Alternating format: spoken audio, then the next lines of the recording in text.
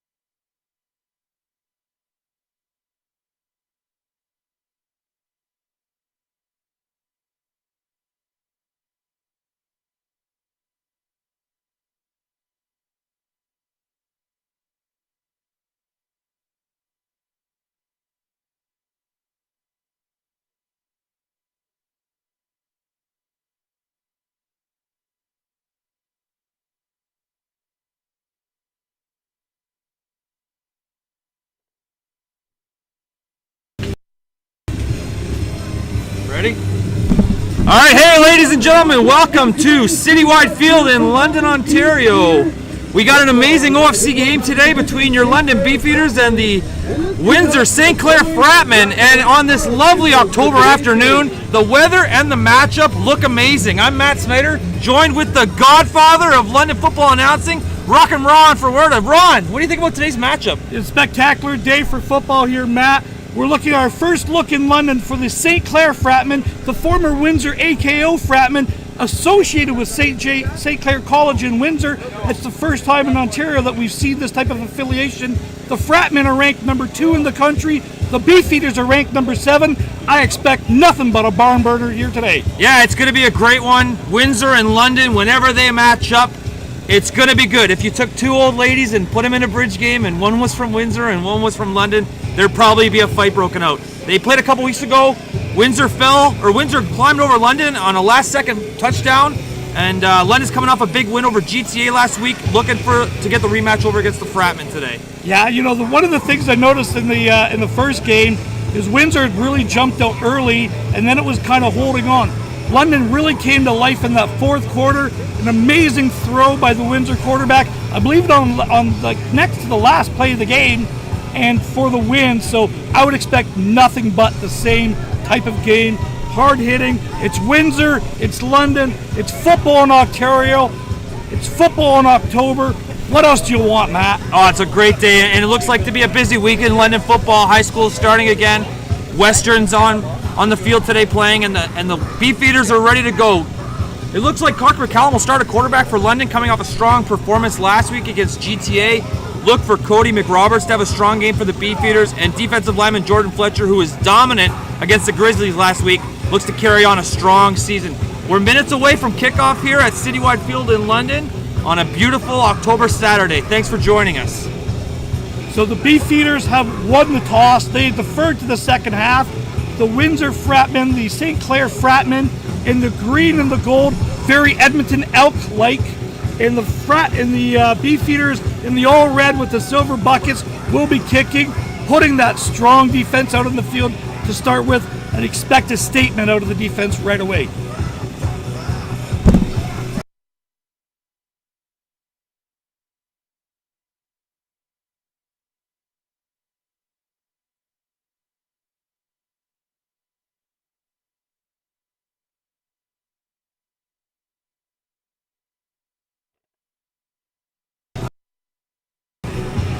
All right, we got the Fratmen taking the field and the Beefeaters right behind them.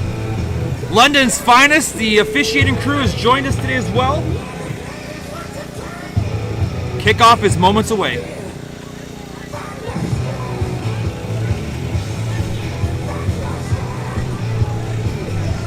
Leo Santino will handle kickoff duties for the Beefeaters today.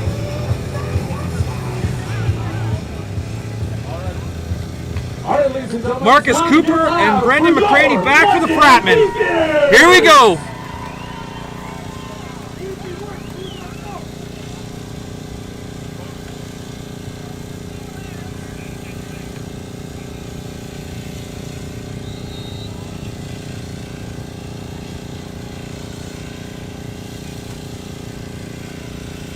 Santino with the kickoff. And we have a game started. Here we go. McCready picks it up.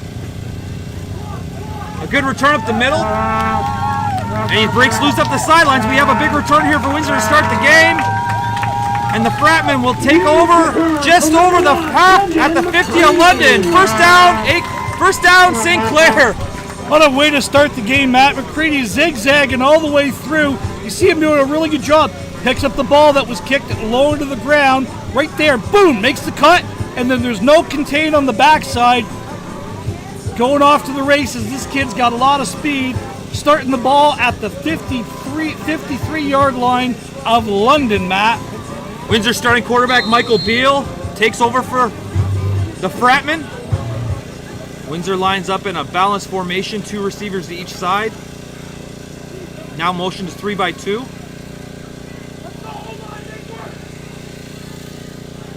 Beal back to pass. Down the sideline, wide open. Fratman have a big play to start the game.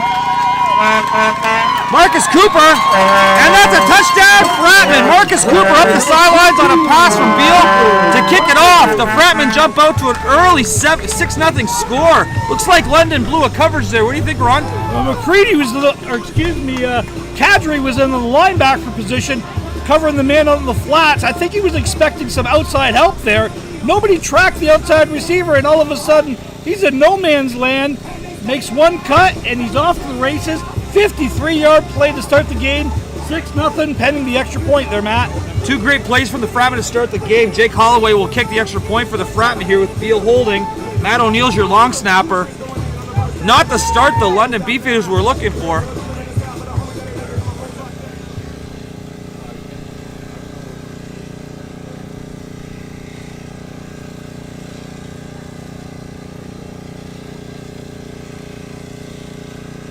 There's a penalty on the play being assessed. Looks like it's on the Fratman. We'll wait for the official's call.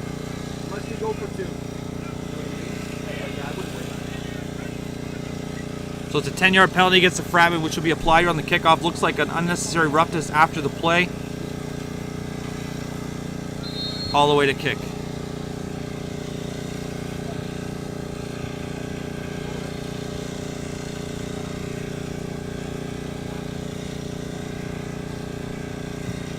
The kick is good. Fratman take a 7-0 lead to start the game. So not the start the Beefeaters were looking for, Ron. What can they do to settle down, in your opinion? Well, you still got to play this game that it's no score. You have an offensive game plan. You got to blow them coverage on the first offensive play. They got a big return. Settle your nerves down on the defense. Okay, guys, it's over. Let's make a statement on our kickoff. You don't have to answer right away, but let's put together a couple first drives, flip the field a little bit, play some defense, and let's settle into this game. Jarrett Hicks back to return for the Beefeaters. Holloway will kick off. This has really been a stalwart section of the Beefeaters this season. Punt blocks, kick returns, field goals, everything special teams has been really excellent. Let's see if the special teams has an answer early. Again, you don't need a touchdown on the kickoff. Let's get some positive field position, put the ball in our offensive playmakers' hands. Let's do it. Let's go to work. Hicks with Dyer back to return for the Beefeaters. Holloway will kick off. 7-0 Fratman to start the game on an early touchdown from Beal to McCray. There's the kickoff from Holloway. Dyer will return on the bounce. Dyer's up the middle. Great return there. There's a flag on the play. Dyer will be tackled just shy of the 40 with a penalty on the play. Let's wait for the referees to make the call. I really wish he would have attacked that ball in the air. Anytime that ball hits the ground, I always used to tell our returners that's going to cost us 15 yards on something or another. And again, just that weight, and there's some backspin on that ball too. Saw the flag coming in. I think it's going to be a hold against the Beefeaters, and it's going to go back 10 yards here, Matt. Dyer, the London South alumni, had a strong performance last week against GTA. He'll likely get the bulk of the carries this week with Tazzy Van Bell getting the start to start the game. McCollum will be the quarterback for the Beefeaters as Coach Lake and the offense look to respond to an early Fratman score. After the penalty being assessed, it looks like they'll start just past the 20-yard line. Beefeaters line up with 3 receivers to the wide side of the field. Single back formation. Dyer behind McCallum to start. McCallum barks the signals out. Bubble screen. Incomplete. Second and long. The Fratmen have got all 12 players within 10 yards of the line of scrimmage. They are expecting a heavy dose of run. First read early. That safety's playing exactly at 10 yards. So look for either a shot early to see if you can loosen that coverage up, or again, try to get the ball out to your space where you get your one-on-ones. Second and 10 for the Beefeaters, just past the 20. 3 receivers to the wide side of the field for McCallum. Here's the motion. McCallum drops back to pass. He's hit. Gets the ball off. And it's incomplete. It'll be third and long for the Beefeaters as the punt team comes out. McCallum looked to pass to Foster but got hit as the ball was thrown. What'd you see there, Ron? Just a little under route. It was the right read, but he got some pressure right away. You can see great pressure off the edge there from number 1 from the Fratman. I believe that was McCready coming off the edge, either on the blitz or just as a DN position. Had some pressure right away. Didn't have time to set his feet. 2 and out. Great start for the Fratmen. You know, not the start the Beefeaters were looking for, obviously. A really good start. Now you're kicking with the wind. 2 dangerous returners back there. We've already seen that, Matt. See what happens on this punt. Centino back to punt for the Beefeaters. Brendan McCartney back for the Fratman to return. He's the player that had the return on the kickoff to open the game. Centino's kick is off. The Fratman will field it just behind the 50. McCartney is up the middle with a huge return. He's got space, and he's dragged down just past the 40, around the 35. It'll be first and 10 for the Fratman on London's side of the field, 35-yard line. The Fratmen are knocking on the door again, Ron. What'd you see there? And just a straight middle return on this. This kid's got serious speed, okay? It's one cut and he's up the field. Great job following your blockers. Great speed. Again, you've got to be aware of this number 1 on the field all the time when he's on there, Matt, because he is a playmaker and just fantastic vision. Reminds me a lot of Tazzy Van Bell for the Beefeaters. Beal back under center for the Fratmen to start the second drive. They line up in a 2-by-2 formation with Jacob Mendel in the backfield behind Beal. Beal under center. Hand off to Fratman. He's broken free, and that'll be a huge first down. A gain of 15 for the Fratman. First and 10, just shy of the 20. What'd you see there? Just a simple outside zone play. Outman at the point of attack. Good double team at the line of scrimmage. Pop to the backer. Back does a good job of just reading the outside edge, following his blocks. Got a good gain on the outside. Beefeaters better wake up and play, or this game could get out of hand early here, Matt. First and 10, just past the 20-yard line for the Fratmen.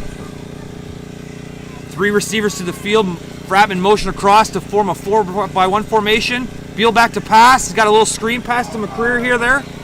And he's tackled for a loss. It'll be second and long for the Fratmen. I think they're going to call it incomplete on that.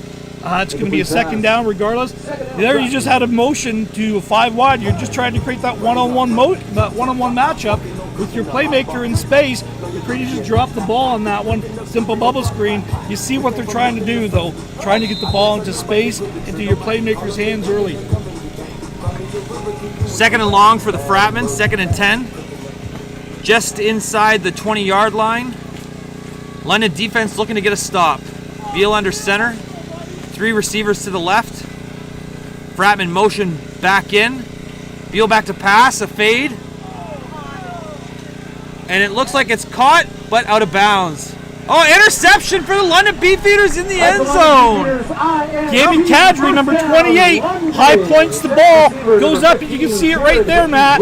Here's coming on the replay. They think they got a mismatch there. Kadri's in great position, high points the ball, steps out right away.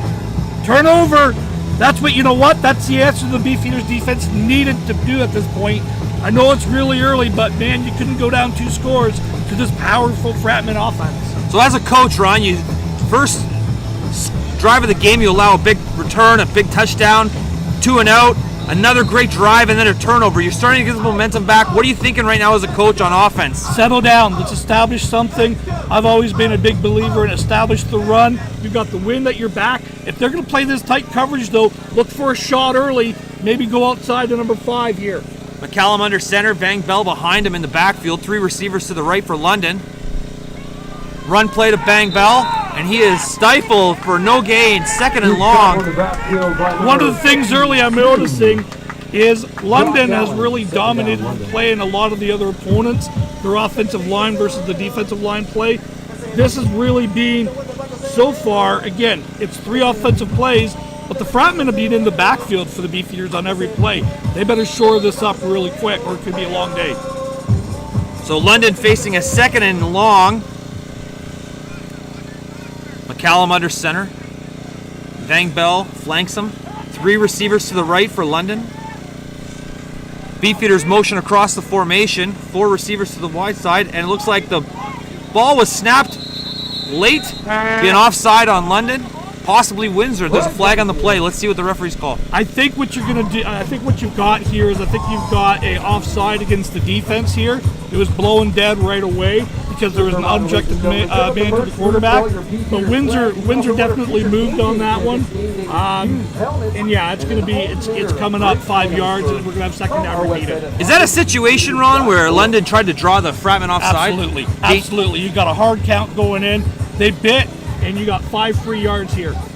It's a veteran call from McCallum there, and it looks like it'll gain the London Beefeaters 5 yards. They'll face a 2nd and 5. At 2nd and about 8, they lost. They lost about 5 yards on that first play. Gotta excuse my eyesight. I'm no John Urban on the play-by-play. Johnny, we miss you. We hope everything's going well for you. Absolutely, John Urban unable to join us today, which slides me over to the play-by-play seat. We got a 2nd and 8 here for the Beefeaters. After the penalty, looking to convert backed up just inside of their 25-yard line. So what we actually had there is they called offsetting procedure and offside on that. Not really sure how you get both, but that's what they called. We're going to have 2nd down repeated. Second and 13. 2nd and 13 for the Beefeaters here. Looking to convert and keep a drive alive. McCallum in at quarterback for London. Unable to get anything going to start here, but we're still a lot of football to play at lovely Citywide Field in London. Van Bell flank to the left of McCallum in the backfield. Beefeaters go with a single backfield. Motion, McCallum back to pass. We got a flag on the play. Looks like some kind of an offside penalty, possibly on London. Yeah, I think this was definitely going to be on London. I don't know. They're going to say which one of them. Someone went offside. Somebody jumped early. If you're hearing some kind of a humming sound behind us, we are still on generator power at Citywide Field. Unfortunately, a few weeks ago, some vandals broke in and stole the wiring from the stadium. But without a doubt, the London Beefeaters TV crew found a way to produce the show, getting the generator power up and running, which brings you the broadcast. Unfortunately, we're without Johnny Urban today, but the 2 handsome fellows, myself and Ron Fratman, will struggle along to bring you some great football action. Well, the one handsome fellow and then the really old guy here. That's what we're going to go with. All right, we got a 2nd and long, about 20 yards for the Beefeaters with McCallum at quarterback. Looks like an empty formation for the Beefeaters here. Pass, McCallum back to pass. It's just out of the hands of Spence Foster. Just outside of his reach, but there we saw the shot that I was calling for. That safety's playing really, really tight for the Frat. He's playing 10 or 11 yards.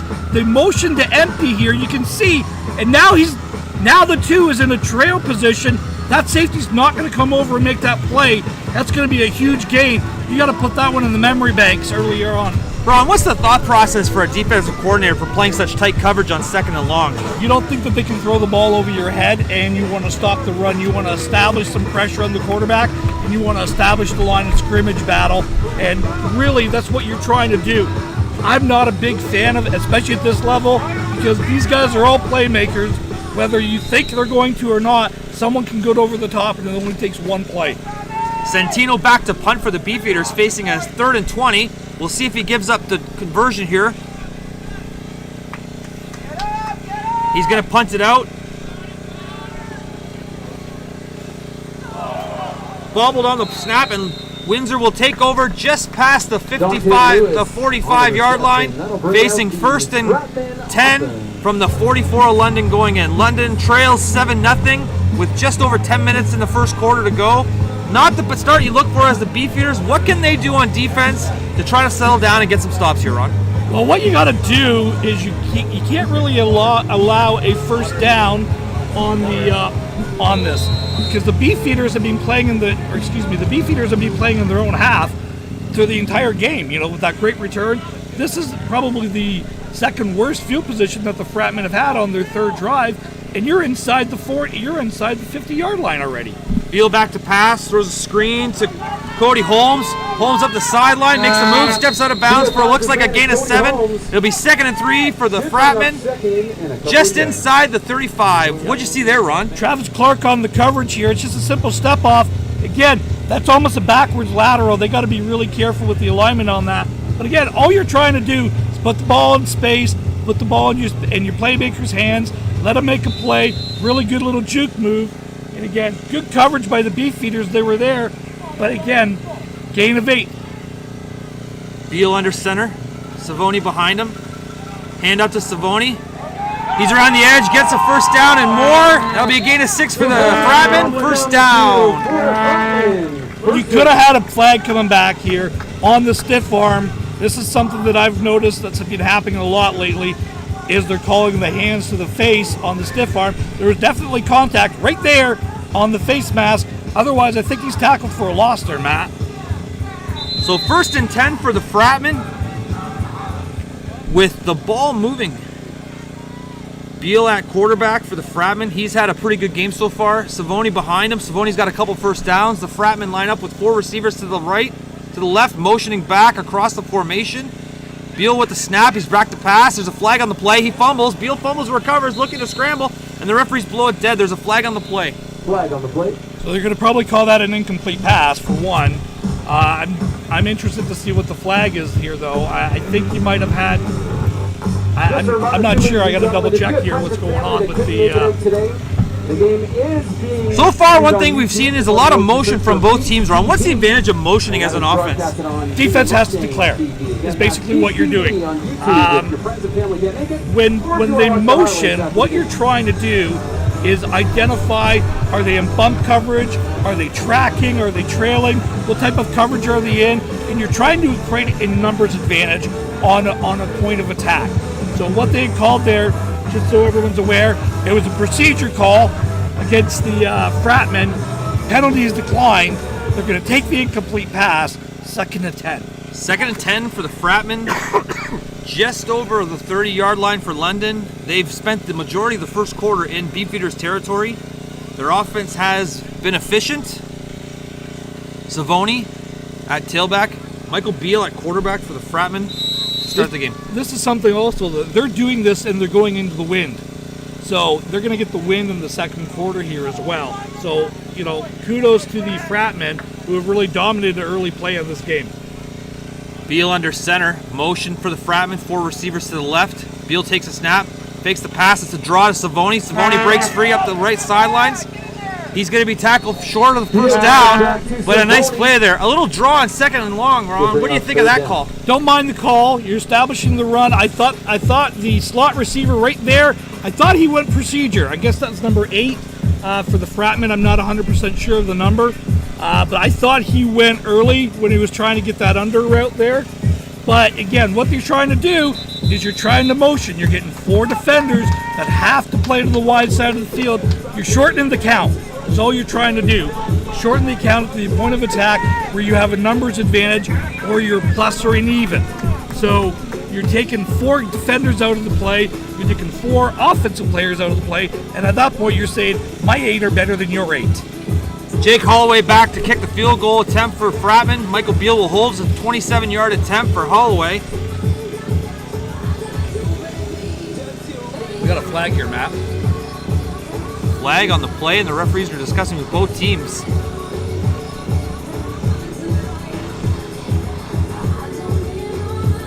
And it looks like the Fratman players are signaling that it will be a first down for Windsor.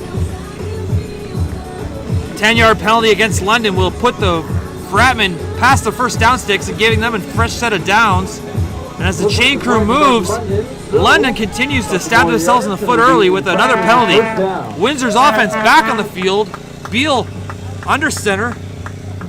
Brandon McCurney checks in for the Fratman. And we got a first down against for the Fratman going in. I'm not sure what the call is. It was a 10-yard call. You know, you're going to have objectionable conduct on someone for the Beefeaters. I don't understand it. I just happened to see a flag on the ground there kind of late there, and I'm kind of like, wait a second, there's a flag on the play. Unfortunately, the generators make it very difficult to hear anything from field level, but we will continue to bring you as much action as we can, as much information as we can from beautiful Citywide Field in London, Ontario. Matt, we've both been out here in October. This is a beautiful day for October. I'm telling you now, because we've both been out here when it's been that 4-letter word that starts with an S that we all love so much. Beal back to pass. He throws a fade to McCurney in the end zone. And defensive play. We got a touchdown from Michael Beal to Brandon McCurney for the Fratman on a beautiful pass and catch in the end zone. And the Fratman will go ahead 13-0. It's number 18, Dante Lewis, that actually comes down with the ball here. You can see it's intended for McCready, but 18's the one that comes up with the ball there. They both kind of fight over it. You've got two receivers in the exact same spot. They're just going up for the ball. No one's picking up that slot receiver coming out of that 3 set. So I don't know if it's the linebacker that's supposed to be doing it or the safety, but no one's bumping over in that zone, and the Fratmen are taking advantage of that. Holloway with the PAT, and the Fratmen go ahead 14-0. Well, we're just over halfway through the first quarter here in London, Ron. A couple of things are evident to me. First of all, I am better suited to be on the other side of the field. Play-by-play is not my strong suit, but I will continue to give you my best effort. But the second thing I'm seeing is that the Beefeaters are not playing the game that they thought they would play to start this game. What do you think? No, they're the Beefeaters really tried to establish something here. I know that they wanted to establish pressure. I know they wanted to establish the run. That's kind of been the calling card of the Beefeaters offense and the Beefeaters defense all year. They have not been able to do that. The Fratmen have dominated. For me, the defensive line has dominated the offensive line. I know you're missing David Legg, their starting center, who is a fantastic ball player. I'm not sure their referees were signaling something there. I'm sure what they were waiting for. Oh, it looks like we have one of the yardstick apparatus has broken. We're taking a quick timeout for the referees to try to repair it with some handy tape. Looks like there was an issue with the downs box, and the repairs are brought to you by duct tape. The unofficial sponsor of the London officials. Yeah, you know, if they can't find you handy, or if they can't find you handsome, they better find you handy. So again, good job for the Sticks crew. I'm looking around going, what the heck's going on? It hadn't even occurred to me the downs box. Anyway, going back to the point, Matt, for me, the Fratmen have really dominated the defensive line versus the offensive line for the Beefeaters. They're getting some middle pressure, and I think you're really missing David Legg so far. So Holloway back to kick. Dyer will return it just inside the 5-yard line. Dyer up the middle for the Beefeaters to start the drive. He springs free and he's tackled. He will fall just past the 25-yard line. It'll be 1st and 10 for the Beefeaters on their 26-yard line. Good return there. Okay, that was a booming kick down the field. He catches it in the air this time, Matt, which I really like. And again, that ball bounced at the 30 last time. Last he ended up at the 35. Catches that in the air. There's that 15 yards I was talking about earlier. You know, you catch that ball in the air, you have a chance of attack the return. Beefeaters, they've got to establish something right now.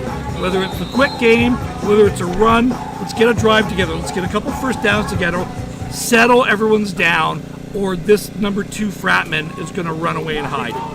McCallum under center for the Beefeaters, flanked by Vang Bell, 3 receivers to the left. Callum fakes the handoff, throws a quick pass out to Devin Smith for a completion for the London Beefeaters. Favorite route combination in the Canadian game. It is impossible to cover the wide side out, which is all this is, okay?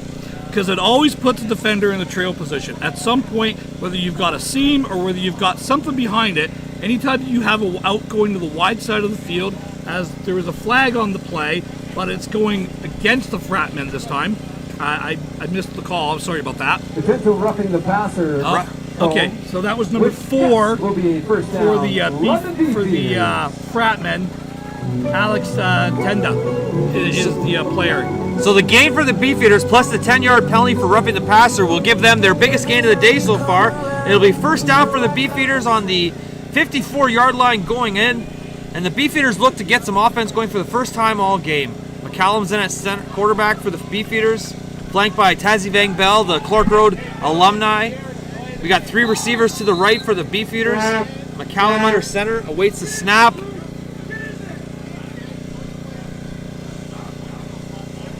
Another hard count for the Beefeaters. It looks like an offside for Windsor. It's an incompletion, but the Beefeaters will be credited with the penalty. They'll get a 5-yard penalty. Why do you like that hard count play for the Beefeaters there, Ron? Because the Fratmen are playing really aggressive. That's the other reason that their safety's up. They're playing really aggressive. They want to pressure. How do you take pressure? How do you take aggression out of the defense's mind? Is you hard count them. You get them to think: is the ball snapped? Is it not snapped? What's going on? So again, big hit coming from the safety there. Who's that? Number 4, I believe it is. Yep, it was number 4. Again, the gentleman who was offside of the play before. That's 2 penalties on that young man. So something to keep in mind. The referees march off 5 yards, and London will have a 1st and 5 from the 50-yard line of the Fratman. Looking to move the chains here. The Beefeaters have struggled on offense to start the game, but getting something going, credited with 2 Windsor penalties, which have really helped advance the ball for London. McCallum at quarterback, flanked by Van Bell, 3 receivers to the left. McCallum back to pass, takes a shot downfield to Devin Smith, and it looks like they had a bit of a miscommunication there with London, but there's that shot you were talking about early. Again, when you're playing really, really tight, when you're playing 12 guys within 10 yards, 11 yards of line of scrimmage, you've got the seams, you've got something deep, and he's wide open on this. I think the receiver ran the post, and the quarterback expecting him to run the corner route. It's mixed up in the combination, but you can see that's there, and if they continue to play aggressive, if they continue to play close to the line, this is going to pop for the Beefeaters yet. 2nd and 5 for the Beefeaters. McCallum calls out the signals, 3 receivers to the left for London. McCallum back to pass. Scrambling, looking for time. Finds Van Bell up the sidelines and just out of reach of Van Bell. He had it earlier too. I think if he gets that ball out, I know he's looking downfield. I know he's looking to take a shot. Tazzy's open right now. I know 34 comes over and picks him up. Give him the ball earlier with a chance to make the play in some space. You're pitting him too close to the sidelines on that. It's going to force a Beefeater punt. Centino back to punt for the Beefeaters here, as they're unable to get any offense moving after the Windsor penalties gave them a couple of free first downs. Single returner back for the Fratman, Brandon McCreary, the dangerous offensive weapon so far. Centino stands just shy of the 45 for the Beefeaters as he looks to punt the ball away. Here's a snap. Punt is off in the air. McCreary moves underneath it. He's going to catch it just inside the 5. And great coverage for the Beefeaters there as McCreary's tackled just inside his 5-yard line. What do you think about that coverage, Ron? There you go. There's the defense. There's the special teams, which has been a catalyst of this team all year. Great coverage downfield. Doesn't allow him. He does a little hesitation right now. Rather than attacking upfield, nowhere to go. Great penetration. Great pursuit. Now let's see if the Fratmen, with the goal line right at their backs, can come up with a drive. For the Fratmen, you're looking for a first down or 2, move the sticks, flip the field position, but now the Beefeaters have flipped the field position for the first time today. So the Fratmen will start off 1st and 10 on their 6-yard line. Michael Beal at quarterback for the Fratmen. He's looked impressive so far. Jacob Savoni at tailback beside Beal. He's been a weapon for the Fratmen. 4 receivers to the right, motioning across. Empty backfield for Windsor. Beal back to pass. Throws it to McCreary. He's up with the completion, but a short gain. It'll be 2nd and 8 for the Fratmen. Brandon McCreary with the catch from Michael Beal. Again, it's just that out pattern. Your number 3's coming out. He's just doing a simple out to a soft zone there. And again, it's so hard to put this defender in such a bind position because he's in a natural trail position. Because that defender has to pay inside and outside. And when you've got that, you've got a kid with that kind of speed, that kind of talent in there, catch the ball, you make one guy miss, and all of a sudden a 4-yard gain becomes a 94-yard gain. London tackle there by Cody McRoberts out of HB Beale. He's been a player to watch so far. We got a holding penalty on Windsor right now, so that'll march it back half the distance, and it looks like it'll be a repeat of first down here for the Fratman after the penalty's been assessed. So we march back the ball for the Fratman, and it'll be first and 12-yard line from their 2.5. And also flash on that replay, Matt. That was the first time the Beefeaters actually got through the offensive line of the Fratman as well. Beal under center, Savoni behind him, hands off to Savoni. He's got nowhere to go, and he's stifled up there by Michael Gill of the Beefeaters defensive line. There's the stop you were looking for, Ron. Yeah, you know, now the Beefeaters, now they can play some games. They can bring them with a blitz, but now you start to see it. And I just said to you earlier, hey, that's the first time we kind of saw the defensive line really assert themselves against the Fratman's offensive line. That time, no penetration, loss of more yards. So now you're really backed up. What do you got here, Matt? You do something quick, draw, high percentage. What do you think? 2nd and 12, backed up on your own 2.5-yard line, Ron. I'll leave the play calls to you today, but it looks like Windsor is facing their first adversity of the day. Beal under center, Savoni behind him, single back in the backfield. Beal back to pass, got 2 receivers up the sidelines. Catches it to Cody Holmes with the completion. Will it be enough for a first down? Pending the spot. We're just waiting on the spot here. It's really close. He needed 12. He might have got 11.5, maybe 12 on that. I'm not sure yet. And on the far side of the field, the referees might have to measure this with the chains. Yeah, I think we're gonna have our. We're gonna bring the sticks out. This is really, really close. Again, really good concept. Something really safe. Something conservative. It's the out. You know, it's the toughest route to cover in the Canadian game. Ron, you had mentioned earlier that your strategy in this situation would be to stay on plan and try to work your game plan. At what point for the Beefeaters do you start to open it up and try to create some points here? I think what you need to do if you're the Beefeaters, right now you've got to establish if they've got the first down or not. I would have thought if the pressure was coming, it was coming on that last play. Backed up to their goal line, maybe you can pop a quick turnover, maybe get a pick six, get some type of big play to swing more momentum over to your side. Kind of surprised that they didn't, but hindsight's 20/20. I'm just really interested in the spot here. He's really close. I think he actually might have it, at the spot. And third down. Third down so the Beefeaters come away with a stop. It'll be 3rd and inches for the Fratman, backed up just inside, just over their 15 on the 16-yard line. So it'll be 3rd down and half a yard to go for the 16-yard line of the Fratman, and they look to punt it away. No, I think they're going. Oh, the Fratman are going for it. We haven't seen a substitution yet, so it looks like the offense remains on the field for the Fratman here. Could be the first big gamble of the day. Beal remains in at quarterback for the Fratman as they break the huddle. Flanked by Jacob Savoni, who's been the workhorse for the Fratman so far. We got a couple fullbacks in the game for the Fratman here as Beal checks in under center.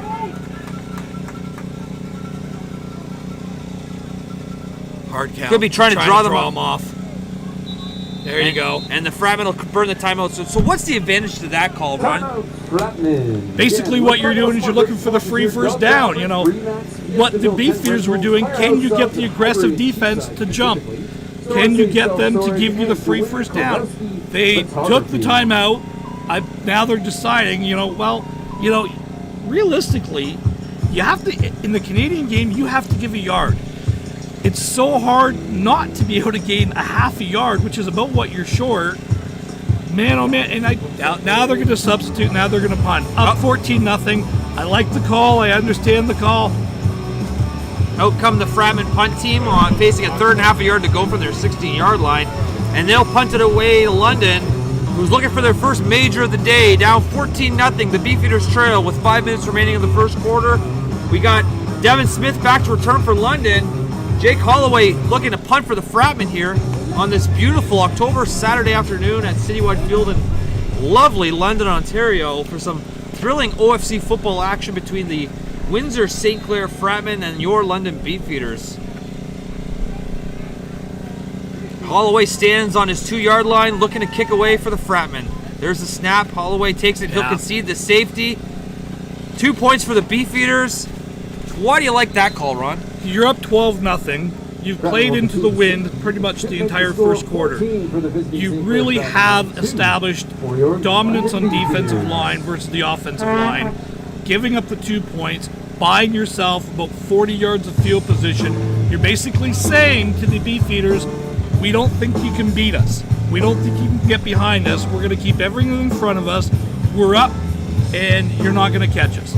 So I'll take the safety, and I'll play the field position game. I'll punt the ball from my 20-yard line, and going to force you to go 65, 70 yards as opposed to 45, 50 yards.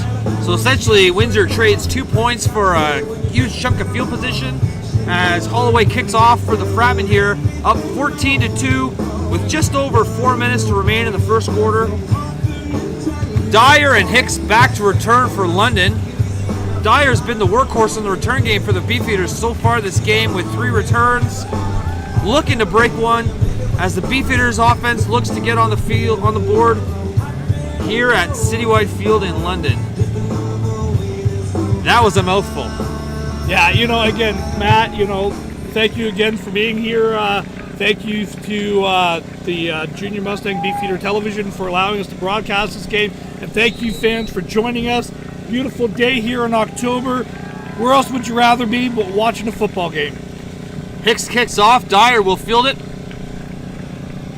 On his 18-yard line, Dyer up the middle again. Another great return. Dyer makes a move. He's just over the 35, looks to be the 37. First and 10 for the London Beefeaters on their 37 after the great return from LJ Dyer. LJ Dyer's been the workhorse so far. What do you like about his returns? I really like on that one. The first one, he hit the ground, and I was kind of like, well, you can't really do that. Both the other times, it's get the ball to the middle of the field and just go. Okay, I know all you young returners want to break it out wide and take it on the edge. The shortest line, what do I know? I've only been in the game for like a quarter of a century. The shortest line is the straight line, so take it straight up the gut on that. Maybe make a break. McCallum in shotgun, flanked by Tassie Van Bell. 3 receivers to the right for London. Hand off to Van Bell, who is grabbed early for the Fratmen. It'll be a gain of, at best, 1 yard for the Beefeaters. 2nd and 9 here. Again, what they're doing is they've still got those 12 guys within 10 to 11 yards of the line of scrimmage. Their linebackers are all creeping up. The Fratmen sent 7 on that particular play. So the Beefeaters just flat out don't have enough blockers in. They're accounting for everyone in the backfield. As you can see, they're doing a twist. There was a loop there. But they don't have enough blockers in place to account for the amount of rushers. McCallum in the shotgun facing 2nd and 9 from his 40-yard line. 3 receivers to the left. London motions back in. McCallum back to pass. He sees Connor DePodesta there with unable to get 2 hands on it. It'll be incomplete. And the Beefeaters will see a 3rd and 11 here from their 37-yard line. Punt team coming out. Same thing. You had a blitz coming from the inside linebacker. You see him creeping up. 44 comes off the edge because he's the guy on the count unaccounted for. They're sending 5. They're sending 6 every single play. They're forcing the London backs to pass block. They're more receiver backs than they are pass blockers, and they have an advantage there. Right now, Windsor's game plan is better than London's offensive game plan. Just call it what it is. Leo Santino back to punt for the Beefeaters. Brendan McCraney back for the Fratmen, joined by Dalton Van Leer. London Beefeaters trail 14-2 with 3 minutes left. Santino punts. McCreary will field it at the 35 on the bounce. He's around the first block, and he is wrapped up by a gang of London Beefeaters. It'll be 1st and 10 for the Fratmen on the 31-yard line. Okay, we're trying to get a running into the kicker call here. I know the punter. You can see he's just kind of ran against. He does the soccer flop, shall we say. But again, great coverage on that. So the Beefeaters have corrected this aspect of it. So that's a positive. If we're looking for positives, with 3 minutes left to go in the first quarter, you're down 12 points. You have semi-flipped the field, okay? You got your 2 points. Great coverage down there. Number 44, Dylan Boards, I believe it is, Matt, was the one on the tackle. Fratman 1st and 10. The referee's whistles on the play. We got a timeout for the London Beefeaters here. London Beefeaters will take their first timeout. Timeout. And with that, let's kind of cover what we've seen so far. We got a London Beefeaters team that's looked impressive so far this season. Comes out, they're down 14-2 with 2 minutes left in the first quarter. Not much offense for the Beefeaters. What, as a coach, would you be saying to your guys during this time out here? What you were trying to do is settle everybody down. And all you're trying to say is, like, look, there's still a lot of football left. If you go back to the first game that these two teams played in Windsor, in St. Clair College, this is a similar aspect to how that game opened up. The Fratmen jumped out early. The Beefeaters got back into it. Fratman extended the lead. All of a sudden, the Beefeaters had a furious rally, got back in the game, a late score. I don't think if you're the Fratman, you don't want to take your foot off the gas, but if you're the Beefeaters, you know at any point in the game, you're never really out of it. Beal back to pass. He's got Cody Holmes up the seam, incomplete. Cody Holmes. It'll be 2nd and 10 for the Fratman there. Looks like Beal was trying to find Holmes up the seam, but great London coverage. 2nd and 10 for the Fratman there. Jamie Kadri, the outside linebacker from two-back, had the coverage there. He was the gentleman with the interception. You can see him just coming right across. He got his hand on that. He's a big, tall, fast kid from RMC, I believe he was. Correct. Really great athlete. Could run like the wind. RMC or MTS. I'm not sure which one it was. RMC. I think that there's a twin. They're twins and they're from RMC. Yeah. Great players. Motion for the Fratman there. Beal takes a snap back to pass. He had an underneath route Beal looking to connect with to Dante 18, Lewis, but Dante incomplete. And it'll be Lewis. 3rd and 10 for the Fratman in a situation where they'll be bringing their punt team out. Okay, again, good hold down for the Beefeaters. The defense has settled down. Now, if you're the offense, let's establish something. Let's get a couple more first downs. If we can get some points off this drive with the wind kind of at our back, it's kind of blowing across more than north to south. It's more east-west. That's citywide, sometimes affectionately called the wind tunnel. That it is. But again, let's get some first down. We're going to have positive field position. Barring something sideways, you're going to have the ball close to, if not at midfield, or even more plus territory. So again, you've got better field position. You're getting better and better and better all the day. You're playing the long game here if you're the Beefeaters. Let's get a drive. Let's keep going on that. Maybe get into field goal range. If not, let's get a touchdown. Holloway back to punt for the Fratman. Smith and McKenzie back to return for the Beefeaters.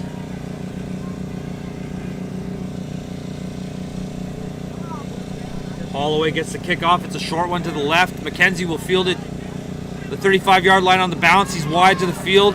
Up the sidelines. He makes the first guy miss. And the Beefeaters will take over on the 42-yard line. 1st and 10.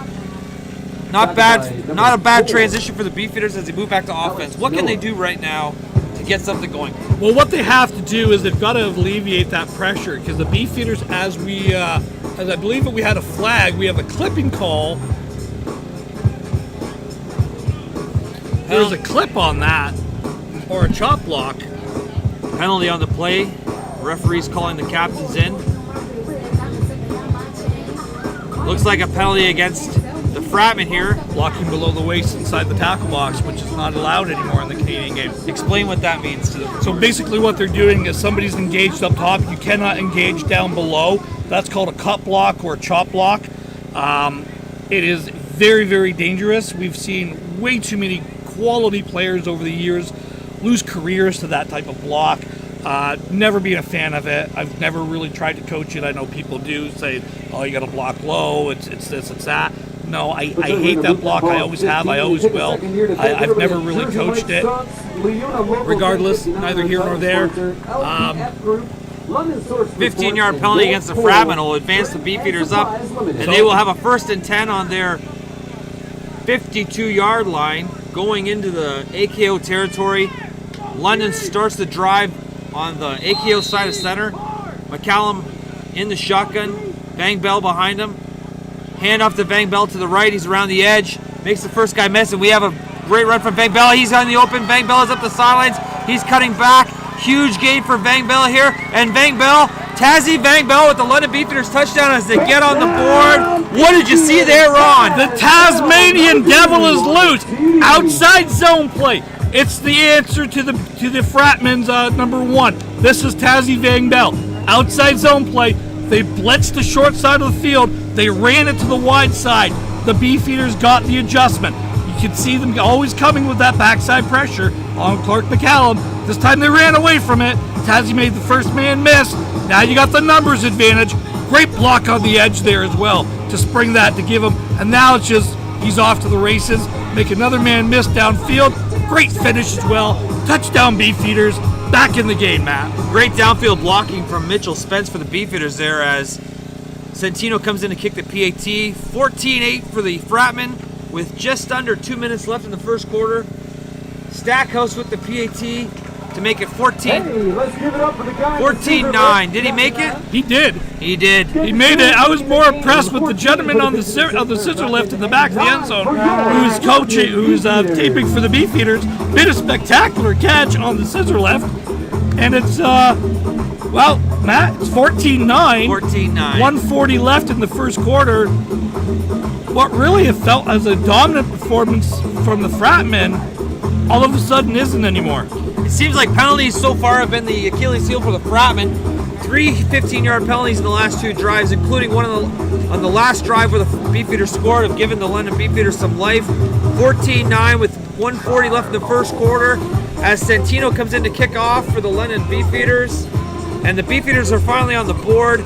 Ron, as an offensive and defensive-minded coach, what are you thinking as we move into the second quarter? Okay, what you're thinking here is, again, you've got some momentum for the Beefeaters. You've done a great job on special teams the last 3 times. I don't think I want to put the ball in number 1's hand here on the kickoff. I want to kick it to the other side of the field. I purposely want to kick it away. You want to play the field position, play some good coverage downfield, maybe get some pressure off there going. Offensively, you kind of saw what the Fratmen are doing. They're pressuring that short side of the field. You got to get the ball wide. You got to take that pressure, take that away from you. Maybe run a jet sweep away from it. Maybe do something like that. The outside zone play, the step-offs. You want to get the ball. I think you want to get the ball wide against the Fratmen here to get away from that pressure. Ball's into the end zone here, Matt. Centino kicks it off. Dante Lewis picks it up, brings it out of the end zone. He's ball to the right side of the field. He's around the edge. Dante Lewis has a return going on here for the Fratman, and he's pushed out of bounds. Looks to be just past the 15-yard line. Let's call it the 17 for the Fratman.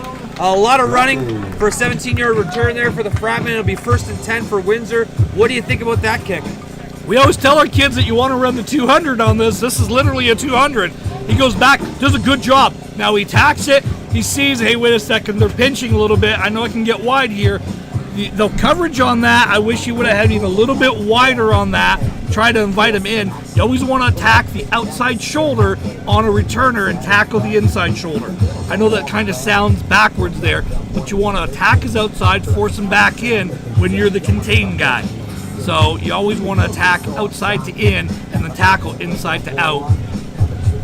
You know, it makes sense to me, guys. 1st and 10 for the St. Clair Fratmen, up 14-9 over the London Beefeaters with 1:30 left in the first quarter. Michael Beald trots out from the sidelines for the Fratmen. So far, the Fratmen have been impressive on offense. Penalties have been their Achilles heel. A 15-yarder on the last drive gave London excellent field position, and the Tazzy Van Bell long touchdown run put them on the board. Beal under center. Savoni behind him in the backfield. 3 receivers to the left for Fratman, motioning. Beal back to pass. And it's batted down. We got a penalty on the play. Incomplete pass for the Fratman, but there's a flag on the play. Immediate flag. Let's see what the white hat has to say. Cody McRoberts, the first really time that we've called his name today, Matt. I know he got pressure early on a couple plays, but that time he got his big paws up there and does a good job knocking it down. That flag came out late. It was after the pass was batted, so I don't know if it's going to be a late holding call. They are talking to the Windsor, the St. Clair team on this. I'm just waiting to see the call. Cody McRoberts is a player that's mentioned quite often by London Beefeaters coaches when you talk about their team. What makes him such a great player for the Beefeaters? Speed, length, explosion. It's so easy just to characterize. He has such great explosion from the point of attack. He's got great length to him, explosive, great power. He really is the total package. This is against the Fratmen. I believe it's after the play, Matt. Okay, here we go again. Unnecessary roughness, chop block. And I believe he was talking to number 69 earlier for the Fratmen, so I believe that's who they're trying to get to call on that. So it'll be 2nd and 25 for the Fratmen, backed up inside their 5-yard line. Beal back to pass. A draw play to Savoni. Savoni's wrapped up by the gang of London Beefeaters tacklers, and it looks like the Beefeaters will get the ball back with excellent field position. What do you think about that stop, Ron? Yeah, your play selection at this point, you're on your 2-yard line, and I guess my apologies, Matt. That was a first down that they said, so it was engaged. So again, you've got the ball on your 2-yard line. You're not throwing the ball into the wind out of your own end zone. You are definitely going to you got a run play going on here. Just checking to see what the officials got going on here. It's 3rd down for the Fratmen. It looks like there's some confusion on the Windsor sideline of which down it is, but we see a 3rd down on the sticks. London Beefeaters have their punt return team out. Would you give up 2 points here? Yes. Yeah, there's no question. You gave it up last time. Again, you're playing the long game. 2 points, giving up the 2 points here, it still gives you a field goal lead, puts you at 14-11. Kind of a weird Canadian game at scoreboard, but with singles and doubles a lot in the Canadian game, you get those kind of funky scores. But if you're the Beefeaters, you're going to get the ball back with positive field position again, only down 3, and really the momentum has clearly shifted in this game to the Beefeaters have settled down on defense. They said, okay, that's enough. No more of this. The offense have got a couple plays. Special teams has been the key again with great coverage, and you got procedure on these guys here as well, but now just giving up the safety. All the way back to punt, gives up 2 for the Fratmen. That'll make it 14-11 for the St. Clair Fratmen with 31 seconds left in the first quarter. It's been a long first quarter, Ron. The Fratmen have been up by a bunch, now lead by 3 points as the Beefeaters have slowly but surely clawed their way back into this game, and they will receive the kickoff here from Holloway, down by 3. Now, how have you seen the momentum change over the first quarter, Ron? Kind of changed for me when you had the great coverage downfield on that punt, and they stopped number 1, McCready, inside the 10-yard line. So that kind of started the positive swing. Again, the opening kickoff for the Fratmen, they had the ball inside midfield. The second drive for the Fratmen, they had the ball inside midfield. The third drive for the Fratmen, they had the ball inside midfield. Okay, they threw the interception on that third one. That's where it changed. So the Beefeaters now have confidence in it. They have a great play on special teams. You flip the field, and you don't have to, if you're the offense, feel like you're playing from under your goalpost. That's a huge thing, Matt. For me, that was kind of the change. Those two, the interception in the end zone and the tackle inside the 10, that changed the field position that gave the Beefeaters some life. Quick score from Western University. Western is now up 36-15 after trailing 7-0 at half to the Wilfrid Laurier Golden Hawks. Holloway kicks off deep. Dyer will field it. Just over his 25-yard. Dyer up the middle again with another return. He's got some space. Dyer breaks through. Dyer is past the 45. Just shy of the 50. We'll call it 1st and 10 for the Beefeaters on their 49. Another great return from L.J. Dyer, Ron. Yeah, again, the South product, Matt. You know this gentleman very well. Again, he attacks it. He catches it in the air. Plus 15 yards right there. Now, straight up the seam. Get up there. Be physical at the point of attack. You're going to have the ball. Great field position. Fortunately, we're going to move it back 10 yards on a hold. Another penalty against the Beefeaters will march the ball back 10 yards. It'll be a 1st and 10 for the Beefeaters around their 35, 36 yard line. London Beefeaters trail by 3 against the St. Clair Fratmen with 23 seconds left in what's been a long but adventurous first quarter here at Citywide Field in lovely London, Ontario. There's a slight breeze in the air and the smell of football. McCallum behind center in the shotgun. He's got Tazzy Van Bell beside him. 3 receivers to the left for London.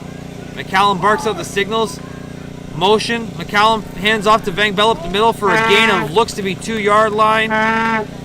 Is that Van Bell there? I may have missed it. 29.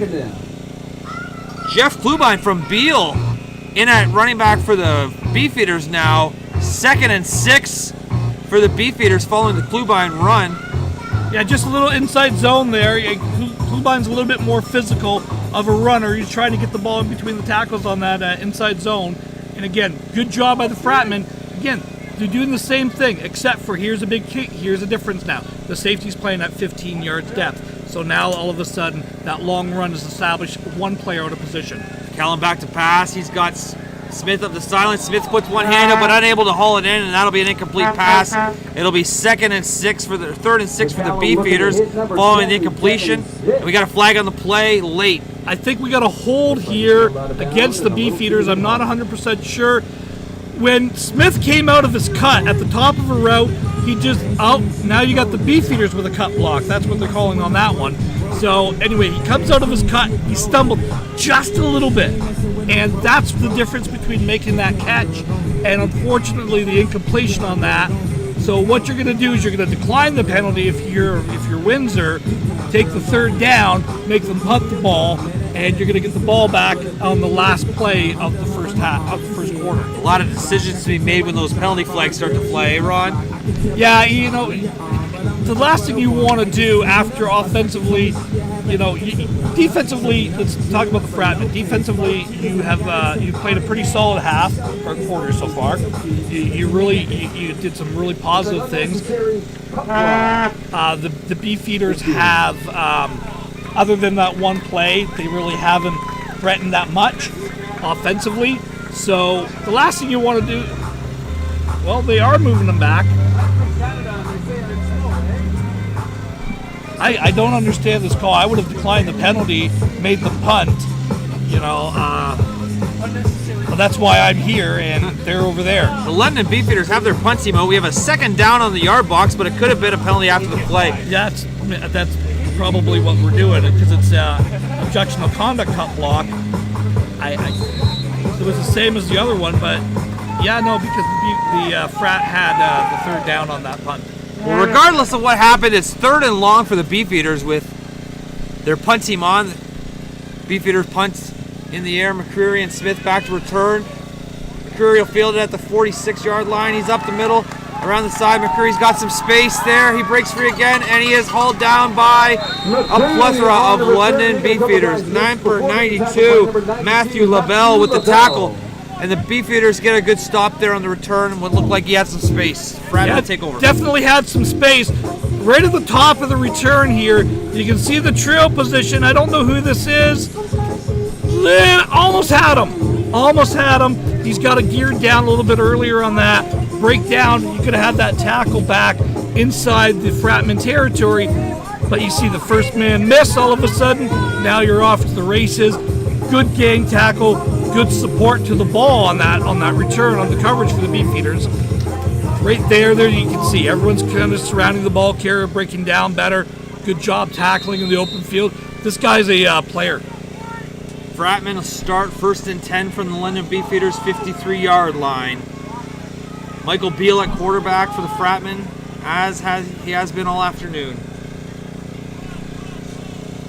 He is trailed by Savoni in the backfield. 3 receivers to the right for the Fratmen there. Beal under center. Takes the snap, hands off to Savoni to the right. Savoni dives ahead for a gain of 3 to 4.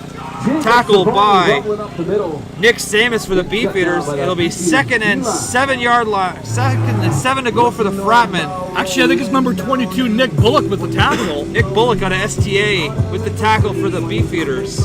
Yeah, you know, again, just really solid job here. Again, the Beefeaters, good job. Look at that big hit there. Good job.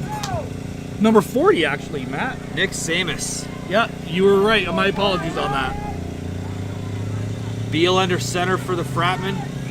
Trailed by Savoni. 3 receivers to the right. Beal back to pass. Quick pass to Cody Holmes. Incomplete. And the Fratmen will have a third and long.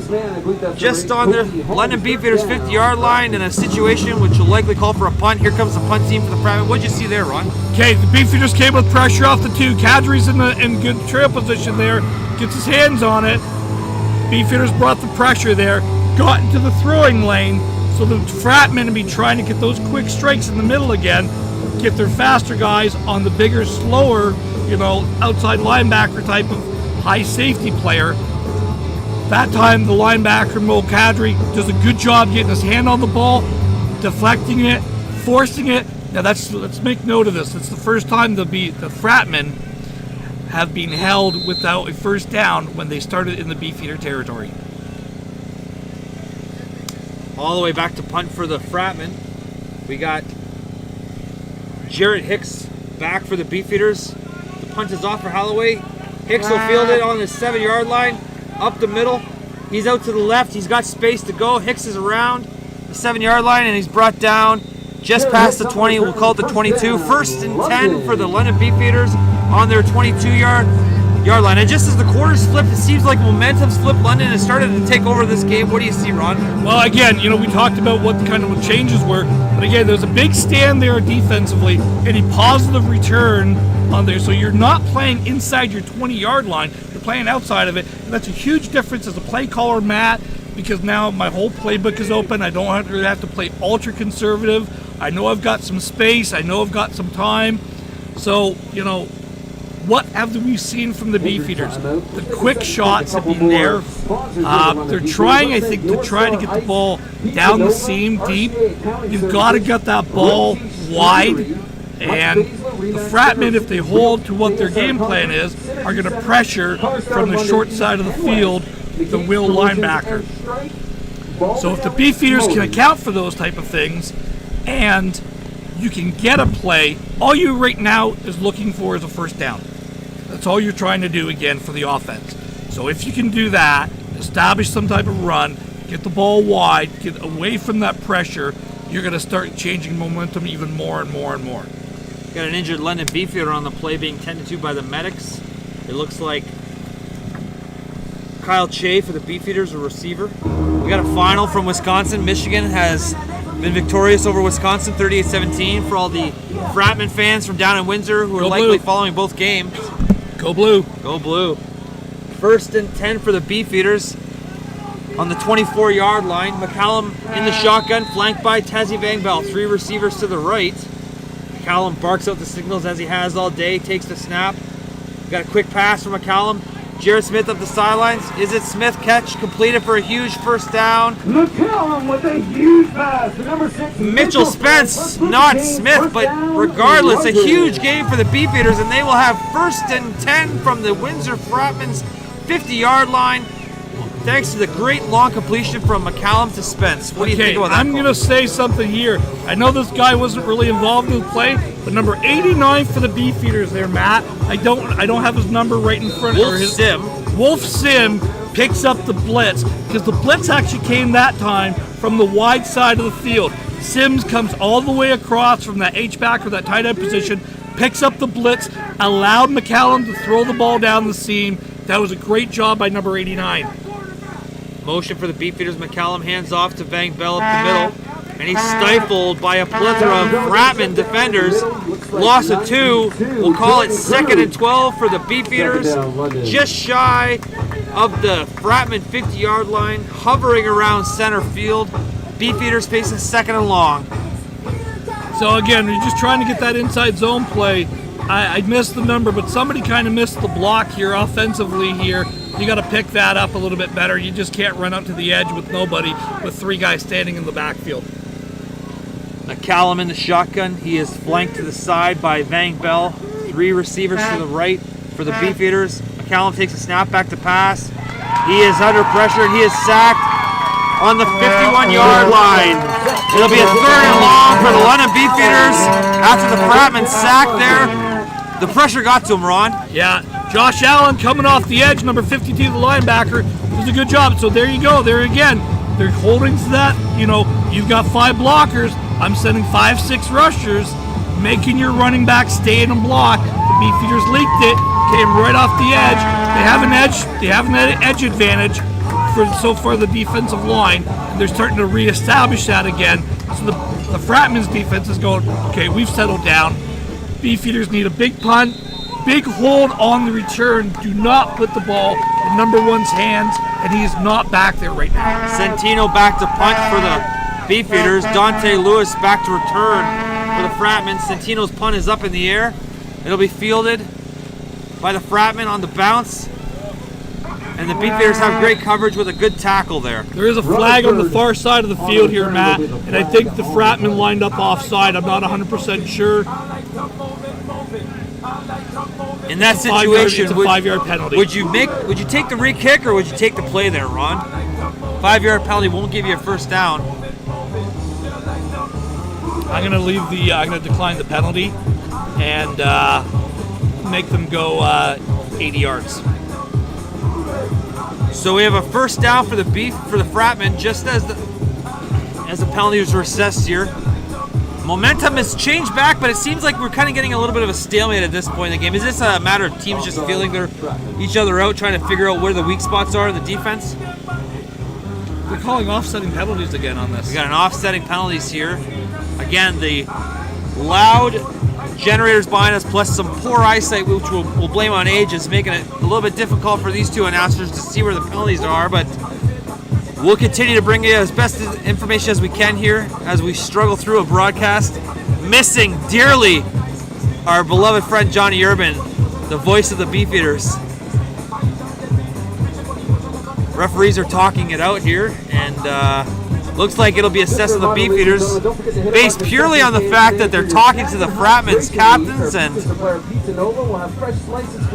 Coach Mike Morency, the defensive coordinator for the Fratman, on the sidelines looking for some clarification there. We got a penalty on the Beefeaters and a penalty on Fratman will be declined. Penalty on the Beefeaters, that's declined. So all of that for naught. Okay, so ball's at the 30-yard line. First and 10 for the Fratman from their 35-yard line. That's all that matters at the end of the day. With 11:36 left the second quarter, Beefeaters trail by 3 on a lovely Saturday afternoon. And at the end of it, all that matters is we're playing football, and it's first and 10 for the Fratman. So the Fratman, other than early, they had the 1 long strike on the first play of the game. You had another touchdown earlier in the game. You've got to establish some type of offense now, because you're right. This game is starting to go into that field position stalemate. If you're the Fratman, you're looking for a first down. If you're the Beefeaters, what you're doing is you want to do the same thing you're doing, is force them to kick the ball on 3rd down. Field back to pass. He's got McCready up the sideline. All alone, McCready catches it, and he is going to be gone. Nobody's going to catch him. As fast as it started, it ended. Field back to McCready up the sidelines on a simple streak route. No Beefeaters around. McCready catches it, and he is gone. I don't know the yardage, but I'll say it's a long touchdown for the Fratman. 20-11 for the Fratman, thanks to that completion. Ron, what happened there? You just had a mismatch. Your fast guy on a bigger guy in space. Someone's in the trail position. It's the same thing as the first play. Number 11 is the cover guy, and he just can't stay with him. He is there for run support, and he is there for pressure. He cannot stay with that player. You've got to change up how you're covering McCready, because he's the guy that is single-handedly killing you in this game. Ron, it's really not that hard, is it? Take your fast guy, find their slow guy, and have the fast guy run faster than the slow guy. Yeah, that's why I coach minor football, because that's exactly it. There you go. All the way with the PAT, we'll put the Fratman up 21-11 with 11:16 left in the second quarter here. The Fratman have taken the lead again, thanks to a huge strike from Beal to McCready. And the London Beefeaters are trailing here. They need to get something going. It was the same play. It was the exact same play as the first play of the game. So they knew what they wanted to do, and what they wanted to go after. They went after it twice. The Beefeaters must make that adjustment now. If they don't, as an offensive coach, Matt, you know, we've coached with each other, against each other for years. I always had the philosophy, I'm going to run the same thing until you can prove that you can stop it, and then I'm going to do something else. If you can't prove you can stop that play, I'm running it 20 more times today. Is that a situation, Ron, where maybe the Fratman saw something on film coming into the week and figured we want to take advantage of this? Absolutely it is. So this is something that they've either seen during the season or saw something in last week, and it's like, hey, what if we do this? What if we do that? This is absolutely something that I don't think the Beefeaters had accounted for, or they would have adjusted to it by now. Holloway kicks off for the Fratman. Dyer and Hicks back for the Beefeaters, trailing 21-11. A lovely Saturday afternoon in London, Ontario. Hicks with the kickoff. It's high in the air. Dyer will field it deep in the end zone for London Beefeaters. That'll bounce through, and Dyer will pick it up and take a knee.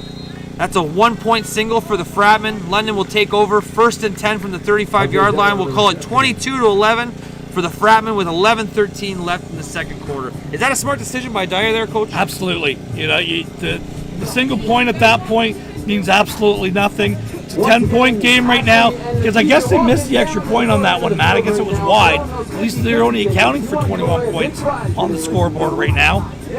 So we got 22 on here, but on the scoreboard, the official one, they've only got 21 listed down there. Yeah, but the single point, 10 points, 11 points, really that doesn't, you know, I know it sounds like, and people are going to say, well, that is a big difference. Really, not in the Canadian game, it isn't. Because you can get those points. You can generate those 2 points. You can generate those single points at many times. And now we got a time count violation against the Beefeaters. Flag on the play from behind the offense. McCallum arguing with the referee, does not seem to like what the penalty is going to be.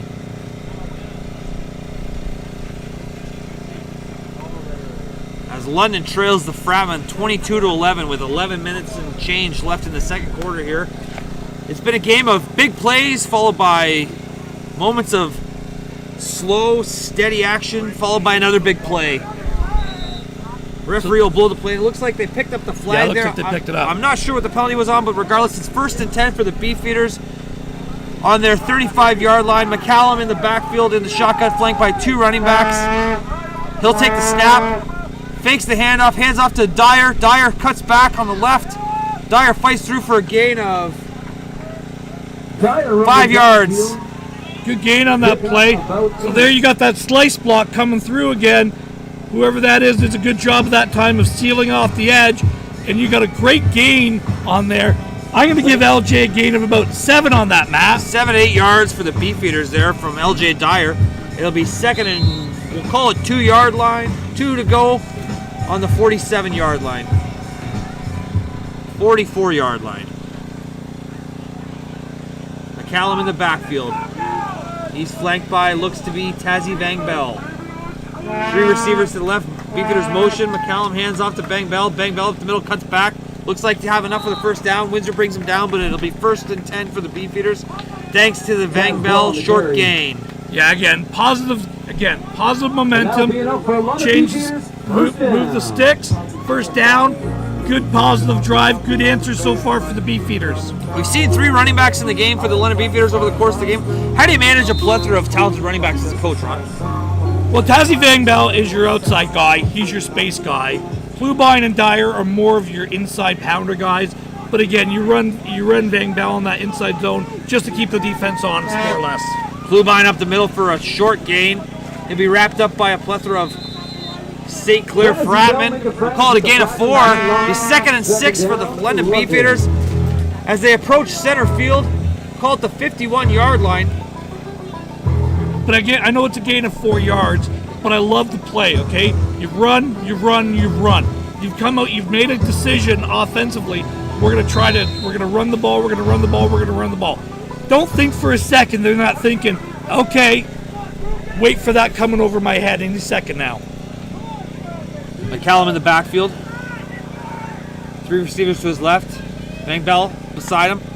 McCallum passes. Caught by Wolf Sim. He breaks the tackle. Sim is up the sideline. He is knocked out of bounds at the 35-yard line. A huge gain for London Beefeaters, and that's been the story.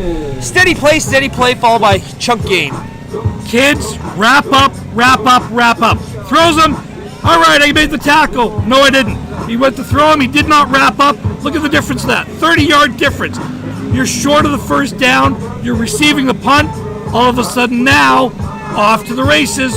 30 yards later, great block downfield by the receiver as well, by the Beefeater. Is there anything London's doing differently than the first quarter that's had their offense starting to get some spark? I think they're just playing with some positive momentum and some confidence right now, Matt, more than anything. McCallum in the backfield, flanked by 2 receivers.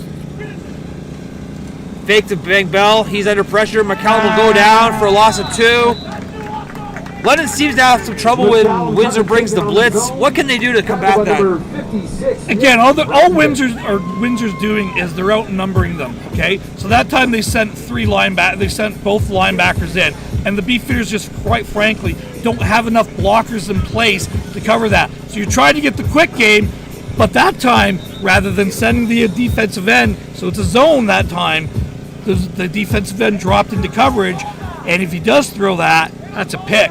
So now you're starting to see they're overloading, but now they're zone blitzing off of that as well. So they're dropping somebody behind that blitz. 2nd and long for the Beefeaters with the ball just past the 40-yard line. McCallum in at quarterback, looking to convert for the Beefeaters as they trail 22-11 to the Windsor Fratman with 8 minutes and 2 seconds left in the second quarter. Lovely afternoon in London, Ontario. We've said it before, we'll say it again. The weather's beautiful. A great fall football afternoon. McCallum behind shotgun, flanked by Vang Bell as he has been for most of the day. 3 receivers to the left. London Beefeaters, 4 receivers to the left now. McCallum drops back to pass. He's got Spence up the middle, and it'll be incomplete. Looks like he was trying to take a shot there, but just couldn't connect. Connor DePodesta, Spencer Foster on the shot on the post play. What do you like about that, Ron? You know, I love the chance. I love the opportunity to take a shot. Okay, again, so they're starting to creep up again, and that offers those opportunities downfield. But now you're throwing into that little bit of a breeze. You can kind of see the difference. The ball just kind of hung up there a little bit. If you could put that a little bit more in a line, maybe not take the 40-yard shot, maybe take the 15, 20-yard shot, I still think you have a really positive game. But again, I like the play call, Matt. They picked up the blitz that time. They stunted the linebacker came across. The linebacker came across, did a twist on the outside, and he was coming, and the Beefeaters bought him enough time for them to take that shot. Santino back to punt for the Beefeaters. He stands on the Fratman 54-yard line. Santino with the snap. He's going to kick it deep. It'll be fielded by Dante Lewis on the bounce. Flags on the play. It'll be a 5-yard infraction against the London Beefeaters, which will give Windsor a 5-yard gain on the return. 1st and 10 for the Fratman. After the penalty, it looks like they'll start on their 24-yard line. Yeah, it looks like you're going to be in the 25, 30-yard line, somewhere around there. But again, good job. See, now the Beefeaters they're playing smart. They had them in deep. They're not kicking the ball, but you can see how the wind, like we're covered by it a little bit here, Matt. We know the wind's blowing. We know it's kind of going like from west to east, but it tends to be coming out of the south a little bit right now, which is kind of in the Beefeaters' face as well. So it's kind of that cross breeze that we're getting. West, east, south. I love the breeze, Ron. Great afternoon here in London.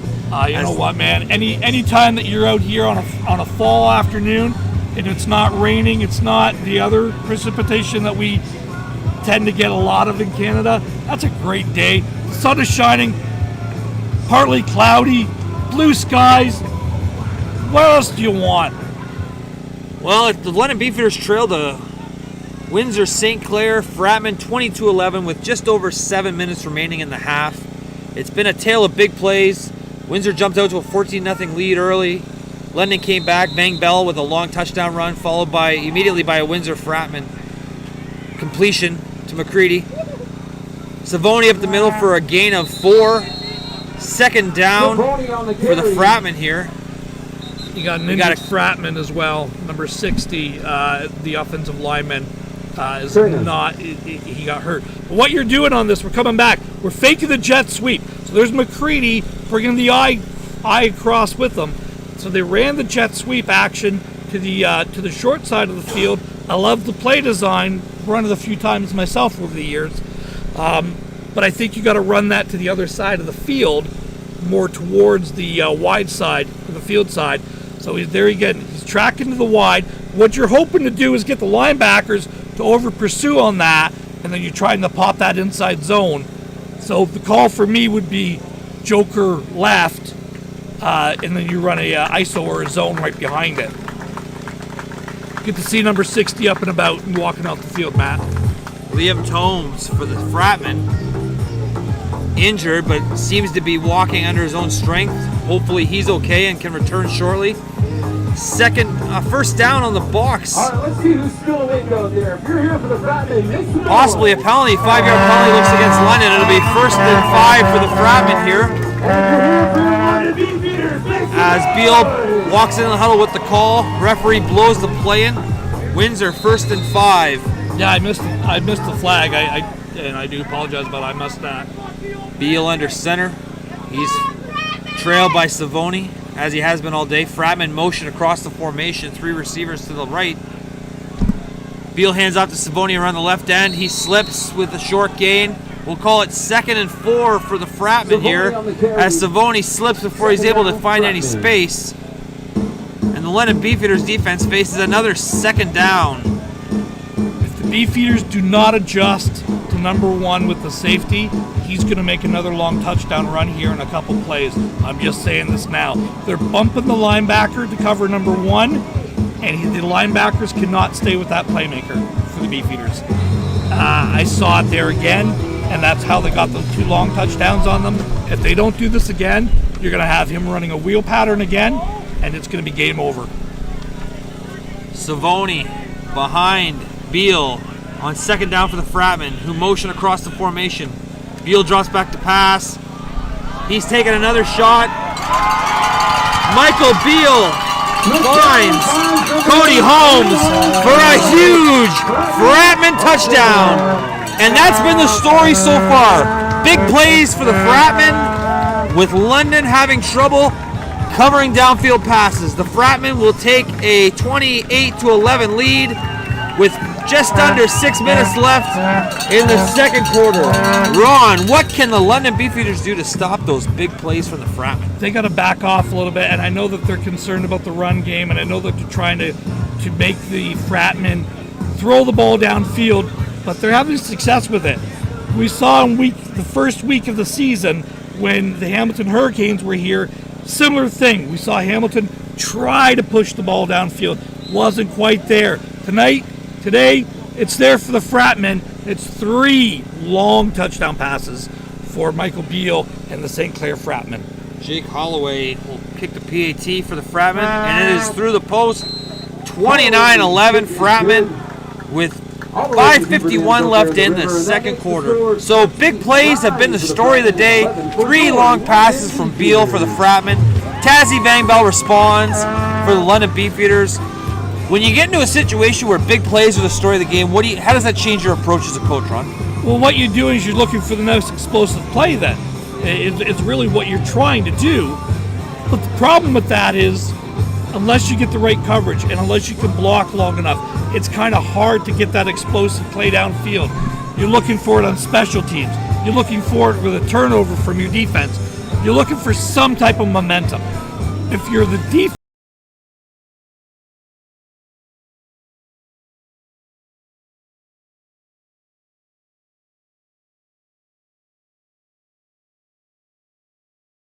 40, 50, 60 yards on a 10 or 12 play drive. Stop giving up those 3-play drives where it's like the ball's over your head and it's touchdown. So that's kind of, for me, unless the Beefeaters adjust to the wide guy or that third guy coming over the top, I'm almost changing a linebacker for a DB at this point and trying to match up, go smaller and faster. all the way back to kickoff for the Fratmen, who lead 29-11. Dyer and Hicks back to return. Hicks will field this in the end zone. It bounces through. Let the Beefeaters have trouble. Hicks brings it out of the end zone. He cuts back. He'll be wrapped up by a gang of Fratmen. 10-yard line. 1st and 10 for the London Beefeaters. Jared Hicks with the return. Was it wise for him to have brought that ball out after the bounce? You know, it's after playing with it in the end zone a little bit there, I'm not sure. You don't want to give up any more points. You don't want to go down 30, to 11 with 5 minutes left in the quarter, in the half. I get that. Kid's trying to make a play. I understand that as well. I think I would have given up the single. McCallum in the shotgun. Vang Bell behind him. Hands off to Vang Bell, who's wrapped up. Nowhere to go for Vang Bell. Oh, he breaks free. Vang Bell cuts back on the left side. He's up the sidelines. He's looking for more. Vang Bell takes that play and makes something out of nothing. What do you think about that? It's 2 times in a row. The Fratmen have had him not wrapped up. You got to finish those tackles. You got to wrap those up. He's dead to rights. All of a sudden, pop out to the outside. He goes. Positive momentum. Gain of about 4 yards. Should have been a loss of about 6, Matt. And instead, 2nd and 6 for the Beefeaters. Call it 2nd and 6 for the Beefeaters, trailing 29-11 to the Windsor St. Clair Fratmen here in London, Ontario. McCallum in the shotgun. 3 receivers to the right for the Beefeaters. Vang Bell in the backfield. McCallum drops back to pass. He's got Vang Bell in the backfield with the completion, and he looks like he'll have enough for the first down. That's a great open field tackle by number 44 for the Fratmen, preventing him. Tazzy makes one guy miss, and he's off to the races. We saw that earlier. The Beefeaters will actually be short of the first down by about a yard, and it looks like the punt team comes out, sent by Coach Lake. Wise choice here to punt the ball, trailing 29-11 with this much time left in the second quarter. You can't give the ball if you don't. It's about 2.5 yards that he's short on this mat. So I really think you have no choice but punt the ball. I understand that you've got dangerous returnmen back there, but you can't turn around and give them the ball on your 20-yard line. Do you kick this or give up the 2? I kick this. Centino punts, and it'll be a short kick out of bounds. Unfortunate for the London Beefeaters, they weren't able to gain more field position there. Fratman will take over 1st and 10 from the London Beefeaters 40-yard line, and another drive for the Fratmen starts in deep in London territory. What do you thought about the decision now, Ron? Second guessing yourself? No, I would have. I still like the call, punt the ball away. I don't want to give up the 2 points. Again, I don't want to go into that 3-score range, Matt. And that's kind of my thinking with that. You give up 2 points, you're down 20. You're down 3 scores. I know you are right now anyway. Psychologically, under 3 touchdowns and over 3 touchdowns, it's a huge difference. Michael Beal returns under center for the quarterback for the Windsor Fratmen. We got a timeout signaled by the referees. Could be an official's timeout. Referee blows it in. Beal under center. Savoni behind him. 3 receivers to the left for the Fratmen. Beal hands off to Savoni on the right side. He's looking for some yards. Pushes ahead. We'll call it a gain of 4. 2nd and 6 for the Fratmen. They've run that right-sided play a lot today, Ron. Tell us about that. All you're doing is you're running zone. So you're getting your big offensive line. Everyone's moving to the right. Just sealing off. Let the running back get low, get small, pop through. And what you're trying to do is this is a body shot in boxing. This is just a jab. This is all you're trying to do is jab, jab, jab. The knockout punch, we've seen that. Okay? Jab, jab, jab. Clock, yards. 2nd and 6. Beal under center, motions to back in. He's back to pass. He's got receiver down the sidelines, but he couldn't find him. Scrambles for more. He might have enough for the first down. It looked like they had a receiver streaking down the sideline, but the London Beefeaters pass rush made it too tough for Beal to locate him. Yeah, he's going to be short for about like 2 yards here. Good scramble drill, good coverage downfield, and again that time the Beefeaters closed. You saw the good pressure, force them to step up. And again, number 56 with the tackle. So 3rd and 3 for the Fratmen here, deep in London territory. It looks like they're going for it. What do you like this decision, Ron? I think you're trying to get them to jump offside here. Beal under center, 2 running backs, a fullback in front of Savoni to start. Beal takes the handoff. He's faking play. Play action finds. He finds Lewis across the middle for enough for the first down. A huge chunk of gain for the Fratman there. First down, Fratman. Jared Hayes-Williams actually on the reception.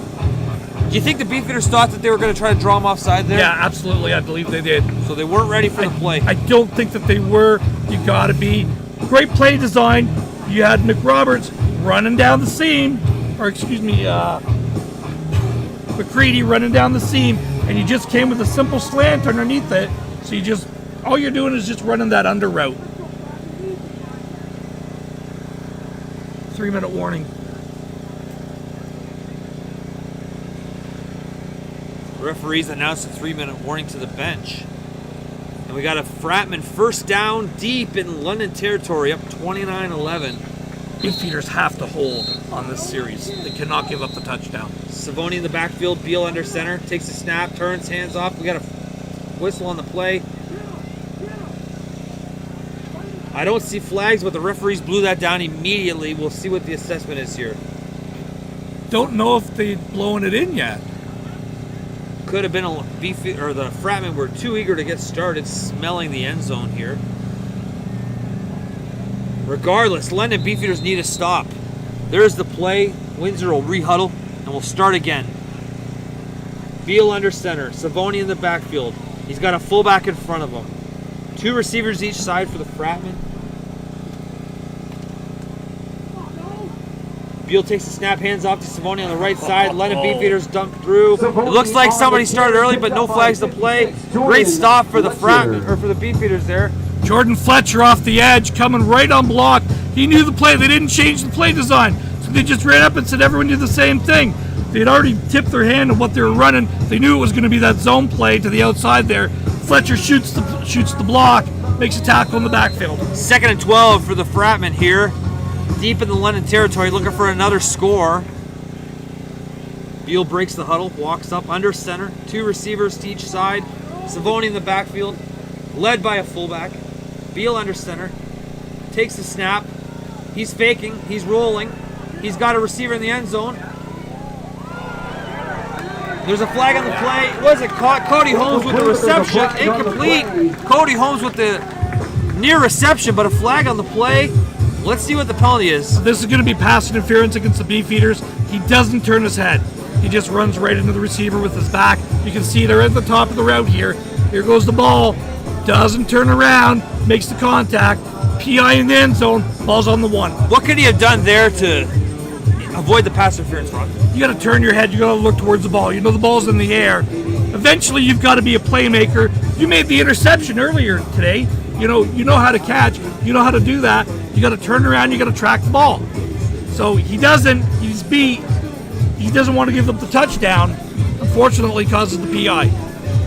So the referees will march off the penalty here. We got pass interference against the London Beefeaters in the end zone. That'll likely result in a first down for the Fratmen here. Up 29-11 with 1:45 left in the game, or the first half. Double penalty. They had objectionable conduct against the Beefeaters after the play as well. That ball is on the 1. So the London Beefeaters take 2 penalties on the play, and the Fratmen have first and goal from the 1-yard line, leading 29-11 with 1:45 left. Beal under center, Savoni in the backfield, led by a fullback. Windsor looking to punch it in for a huge lead here. Quarterback sneak, and it looks like Beal falls forward for the easy touchdown. Touchdown, Fratman, flags in the play. Let's see what the penalty is. I think this is against the Fratmen. I don't think that they had the end. No end penalty possible on the Fratmen here. We see the Fratmen marching off with the PA team coming on. Offside Beefeaters lined up on the neutral zone. You see a lot of offsides on those short yardage situations. Is that because the defense is eager to try to get stopped? They line up too tight to in that 1-yard neutral zone? Yes, that's the short answer is yes. So you have to give a yard. But you, as a defensive player, your job is not to give up that goal line, not to give it. So the last thing you want to do is start like with your back basically in the end zone. You want to get as much as you can. If unfortunately you get an earlier start where you line up offside and touchdown. 35-11 for the Fratmen here in the first half of OFC action. Holloway with the PAT, and it's good. They take a 36-11 lead. The touchdown is good, and the kick. So far, Ron, 36-11, minute and a half left in the first half. Things are not going London Beefeaters' way. What does London need to do at halftime to get back in this game in the second half? You got to remind them that it was a similar situation in Windsor at St. Clair a couple weeks ago. They were down 3 scores. They came back. They got the game of it. Excuse me, they were down 2 scores. My apologies. And they fought themselves back into the game. So they got to remind them, everyone calm down. It's a new half. It's a new game. Go out and win the down. Go out and win the series. Let's go and put some points on the board. Defense, we got to make some adjustments. I think you got to put someone smaller out there, maybe faster, get away from the big guy who's covering McCready, and I think you've got to put a safety on him or bring in another corner. Holloway to kick off for the Fratmen here, leading 36-11 with a minute 39 left in the first half. Dyer and Hicks back to return. Hicks will field the ball deep in the end zone on the bounce for the Beefeaters. He will take a knee, giving up the single. London 1st and 10 from their 35-yard line. It's 37-11 for the Windsor St. Clair Fratmen there. Not a great showing for the London Beefeaters so far. They'll come out on offense. McCallum at quarterback. Do you think about making a change at half at quarterback? Not that McCallum's been the problem. No, I don't. I don't think that changing the quarterback is going to be the catalyst that you're looking for. Clark McCallum is your veteran leader. He is the undisputed leader of this team. I think you've got to put a drive together. Let's get a couple first downs right now, even, and let's try to get 3 points on the board before the end of the half. That's our goal right now. So let's try to get the ball to the 40-yard line. So if you look at it like that, we're looking for 60 yards. McCallum, that's what we're trying. McCallum fakes the Dyer. Throws a screen to the wide side of the field. Tackled. But not before a huge tackle. And the London Beefeaters will face second down. We've seen some short passes to start drives early. At some point, do the London Beefeaters need to start taking some shots downfield? They've taken the shots downfield and they've just missed. The difference in this game is the Beefeaters have just missed and the Fratmen have just connected. That's really the difference. I know it seems you look at the score and you go, what are you talking about? There's no way. Beefeaters had 2 just outside of the reach. Okay? If the wind's blowing a different direction and those 2 fall outside of the reach of the St. Clair Fratmen, this is a 1-score game. Callum back to pass. He's got Dyer out of the backfield to the left. Dyer scrambles. It looks like a first down for the London Beefeaters there. A nice completion from McCallum to Dyer there. Yeah, again, just the out route. It's a simple route. It's a safe route. And he does a good job. Gets out of bounds on this. Get your yards. Get out of bounds. Save the clock. Let's get going. So if you're tracking at home, Ron Ferwerda loves the out route. London Beefeaters, first down. 1:16 left in the half. Clock is ticking. McCallum at quarterback. Empty backfield. Oh, no. Dyer behind him. Dyer moves up. McCallum back to pass. Miscommunication. No receiver in the area, and it's incomplete. 2nd and 10 for the Beefeaters there. How do those miscommunications happen, Ron? Receiver ran a 15-yard route, had pressure. The quarterback could only throw it 7. You got to see that they're bringing pressure just about every play. You got to shorten things up, or you got to take your shot. You got one or the other. 2nd and 10 for the London Beefeaters here. 46-yard line. Trailing 37-11. Minute 7 left. McCallum at quarterback, flanked by the Beefeaters running back. They motion a 4th receiver across. McCallum takes the snap. He's back to pass, looking to scramble. Fratman brought the pressure. There's flags all over the field. There'll be a sack for the Fratman pending the penalty. Yeah, this. I believe this is going to be offside against the Frat. Offside for the Fratman here. We'll give London 5 yards. Not enough for the first down, but put them in manageable 2nd and 5. as they continue to look for a responding score, trailing 37-11. It was close at one point. Fratman on the backs of 3 huge completions that really jumped out to a huge lead here. London needs to get going if they want to stay in this game.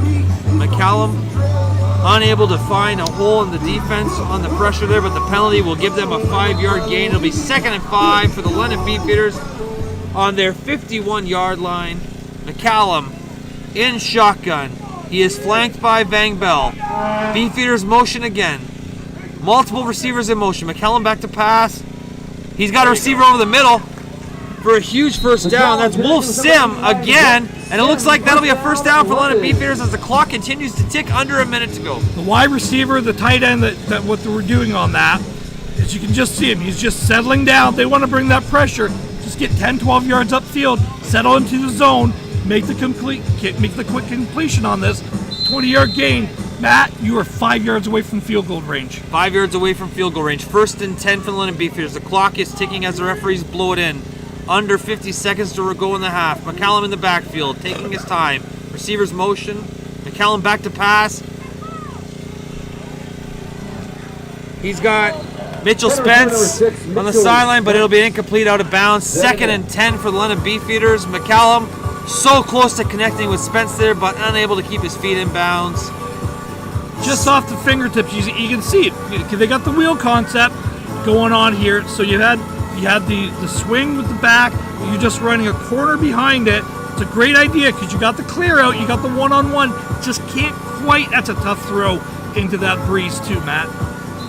2nd and 10 for the Beefeaters. They have the ball.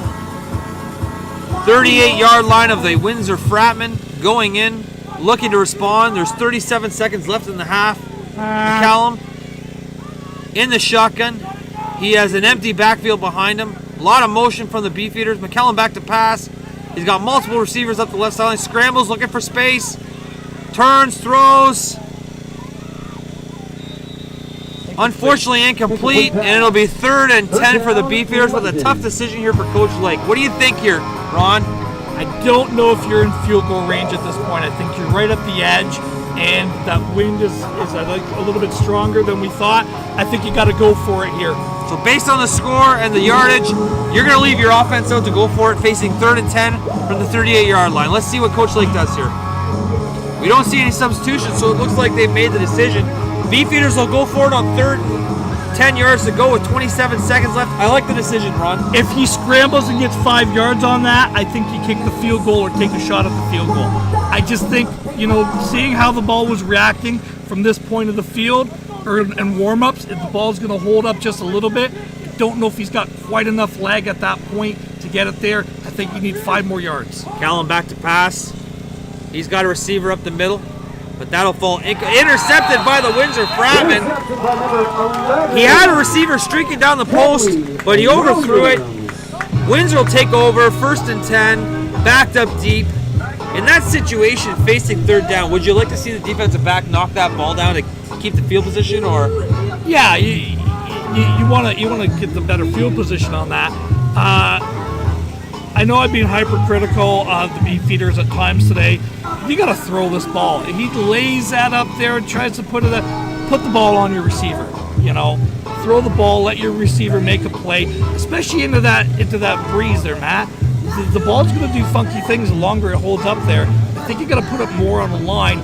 Let him make a play. Give him a shot. He doesn't really have an opportunity on that one. Windsor 1st and 10 from their 14-yard line, leading 37-11 with 21 seconds left in the half.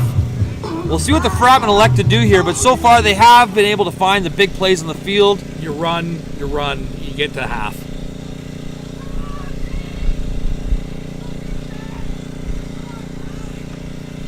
Beal under center. Looks like he's going to take a knee, run it down to 0, and take a knee to get out of the half. So Fratman not looking for anything more at this point. The conservative decision here. Let's talk about the first half before we take a quick break. It's 37-11 for the Windsor Fratmen. It was a close first quarter. The Beefeaters got back in the game thanks to a long touchdown run from Tazi Vangbell. Michael Beal hooked up with 3 receivers for multiple long completions down the sidelines. London has not had an answer for the downfield pass game from Windsor. Their offense has struggled at times, and there's been a lot of penalties. You're going into halftime as a coach. You got a couple of minutes before you talk to your players. What are you thinking? What's your plan for the London Beefeaters to get back in this game in the second half? Well, I've kind of talked about it to you already. I think offensively we're just missing. We're just missing on offense. I think we got to put the ball on them better. Don't put the ball up in the air as much. Let's come out with some positive moves, okay? We got to run the ball better. We got to do some things better. We know that. But I think what we want to do is we want to reestablish. This is a new half. This is a new game. We want to play that way. You got to coach that way. As coaches, you got to make an adjustment on defense. I think you got to go back to the wide side run because they keep blitzing to that short side, and they're getting there time after time after time.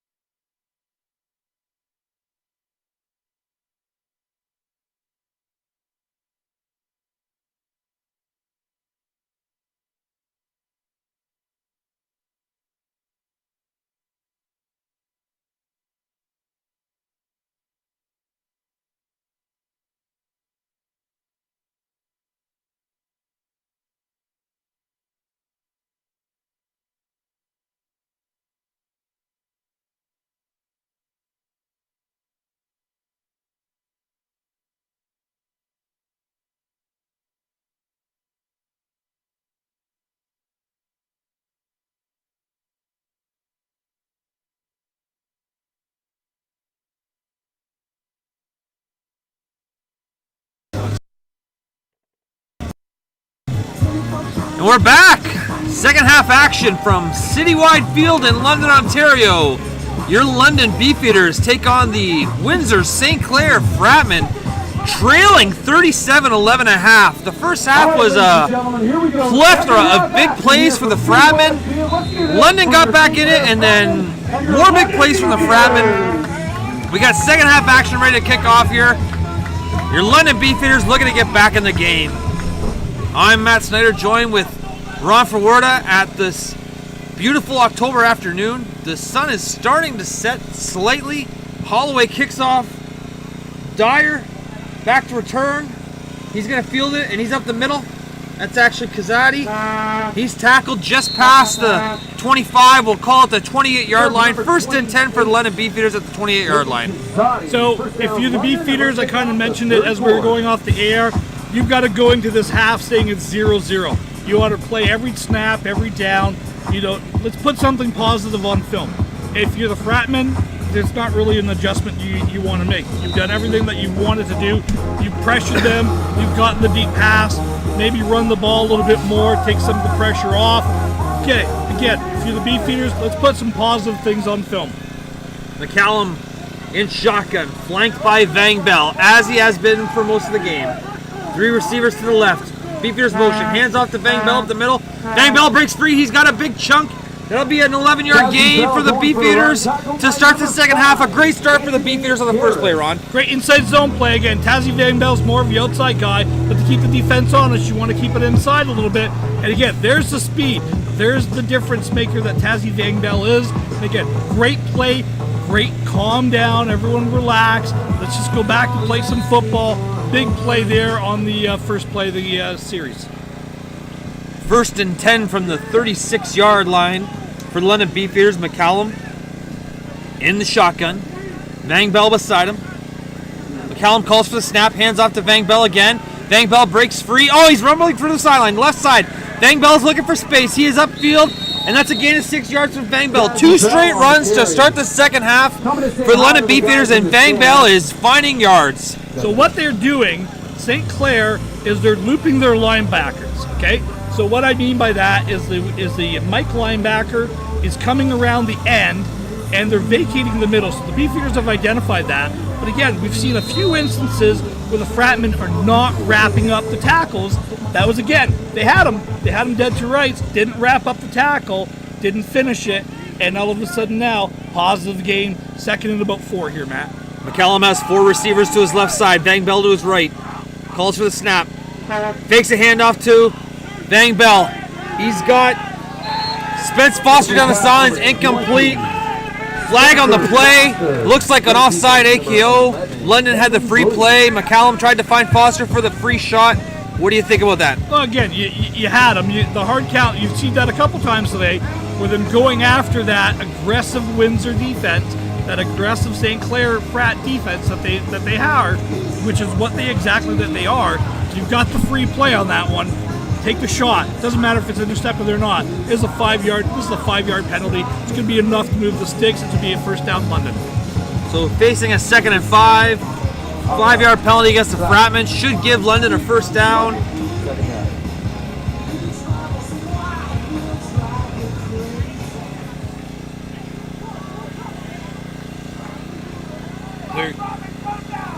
We were actually wrong there. It'll be 2nd and 4 for the London Beefeaters here. Offsetting Penalties. We're having some issues with the referee signals from the sidelines because of the fans in the front of us, but mostly because of my eyesight, but that's okay. 2nd and 4 for London Beefeaters on their 41. McCallum in the shotgun. He's got Vang Bell beside him. He's got 3 receivers to his left. He takes the snap. He's back to pass.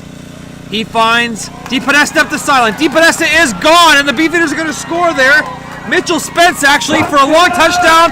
McCallum finds Spence up the middle for a huge touchdown, and the Beefeaters are back on the board. This was the play that I was saying to you earlier. When you play aggressive like that, when you get beyond the second level, you're wide open, okay? But here's the difference. He put it on him that time. He didn't put the ball in the air. He didn't leave a lot of the ground up there. He put that ball on him. Great throw, great completion. Exactly the answer, if you're the Beefeaters, that you're looking for on offense. 37-17 for the Fratmen, pending the PAT. Stackhouse in to kick the point after for London. And it's good. We got a 37-18 score. Is this game out of reach for London right now, Ron? I was literally just about to say, and this game is not over, not by a long shot. 37 points for the Fratmen in the first half. You know, that's the wake-up call Windsor maybe needed to, going, hey, guys, this game's not over.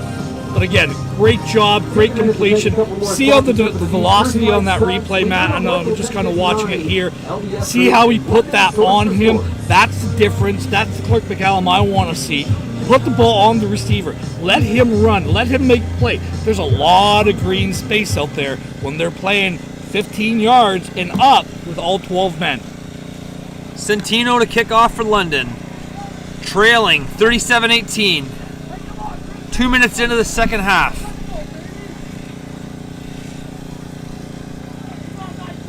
Lewis back to return with the dangerous Brendan McCreaney for Windsor. Centino kicks off. Lewis will field the ball. On the bounce on the 10-yard line. He's up the side looking for space patiently. Breaks out to the left side. He is around the edge. Past the 30 to the 34. It'll be 1st and 10 for the Fratmen on their 34-yard line. Thanks to a great return from Dion Lewis. And out comes Michael Beal, the quarterback for the Fratmen, to lead them in the second half, leading 37-18. Yeah, he's had an outstanding first half of football. And again, go back to the replay here. Really good return, patient, pick your spot. Good tackle here, good finish by the Saunders product. Dante McPhail, number 18 for the Beefeaters. Unfortunately, was planning on going back to do a grade 13 in high school, but Saunders High School in London decided not to have a senior team. So it's great to see him, Walker Anton John, Keyshawn Cuff. Those guys are out here playing for the Beefeaters. So again, great to see some extra guys coming out that don't have the high school season that they were counting on. Absolutely. High school football in London kicks off this Thursday. And we are almost back to normal for football in London. Beal under center, 3 receivers to his left. Fratman motion across the formation, turns, hands off to Savoni, plunges up the middle for a short gain. It'll be 2nd and we'll call it 7 for the Fratman. Good job by the Beefeaters defensive line, actually not getting upfield too much. When you run that kind of almost that Green Bay power sweep out of a fly motion, what you want to do is you want to go parallel to the line of scrimmage, which is what they were doing, and a good job of staying parallel, not getting too much depth, giving up that cutback lane. Beal under center, brings in McCreary to block, back to pass. He's got Lewis up the side. Lewis for the first down. Let's talk about this 50-50 Cody Holmes with the completion. Again, it is a white and blue ticket. 4-5. 2nd down and 9-5. first down for the AKO Fratman. Yeah, again, just a settle down route. You know, you're coming from that wide side too. You can see him waggle in there a little bit. It's just a 2-man concept in there. All you're doing is running a hook-go pattern off that. Again, they're backing off because they have to, and you just settle into the open zone. Great job. Beal under center, Savoni in the backfield. He's got a fullback in front of him. Turns, hands off to Savoni up the right side. Savoni pushes through for a huge chunk of yardage. Fratman will face 2nd down and about 3. Big run for Savoni. Seems like they've been favoring the right side of their offensive line so far this game. Is that a matchup issue, Ron, or is that just... It's got to be, because they've done that consistently all game. It's not just on this half. They have consistently gone to the right side. I think they probably have a lot more trust. And again, not knowing them, but maybe they have a matchup. Maybe they just have our guys over there are just better. Same formation. Turns, hands off to Savoni on the left. Savoni pushes through. He's going to find a way through for a first down, and the Fratmen have another first down as they continue to move the chains here at Citywide Field in London, Ontario, leading 37-18. London is on their heels, Ron. Again, if I'm the Fratman, I'm doing this exact. This is what I want to do. I want to shorten the game now. The clock is your ally. You are up, 20 19 points, excuse me. You're up 19 points. You're up 3 scores. Block is your friend. Turn around, hand it off. Take as much time as you can. Get some first downs. Savoni again.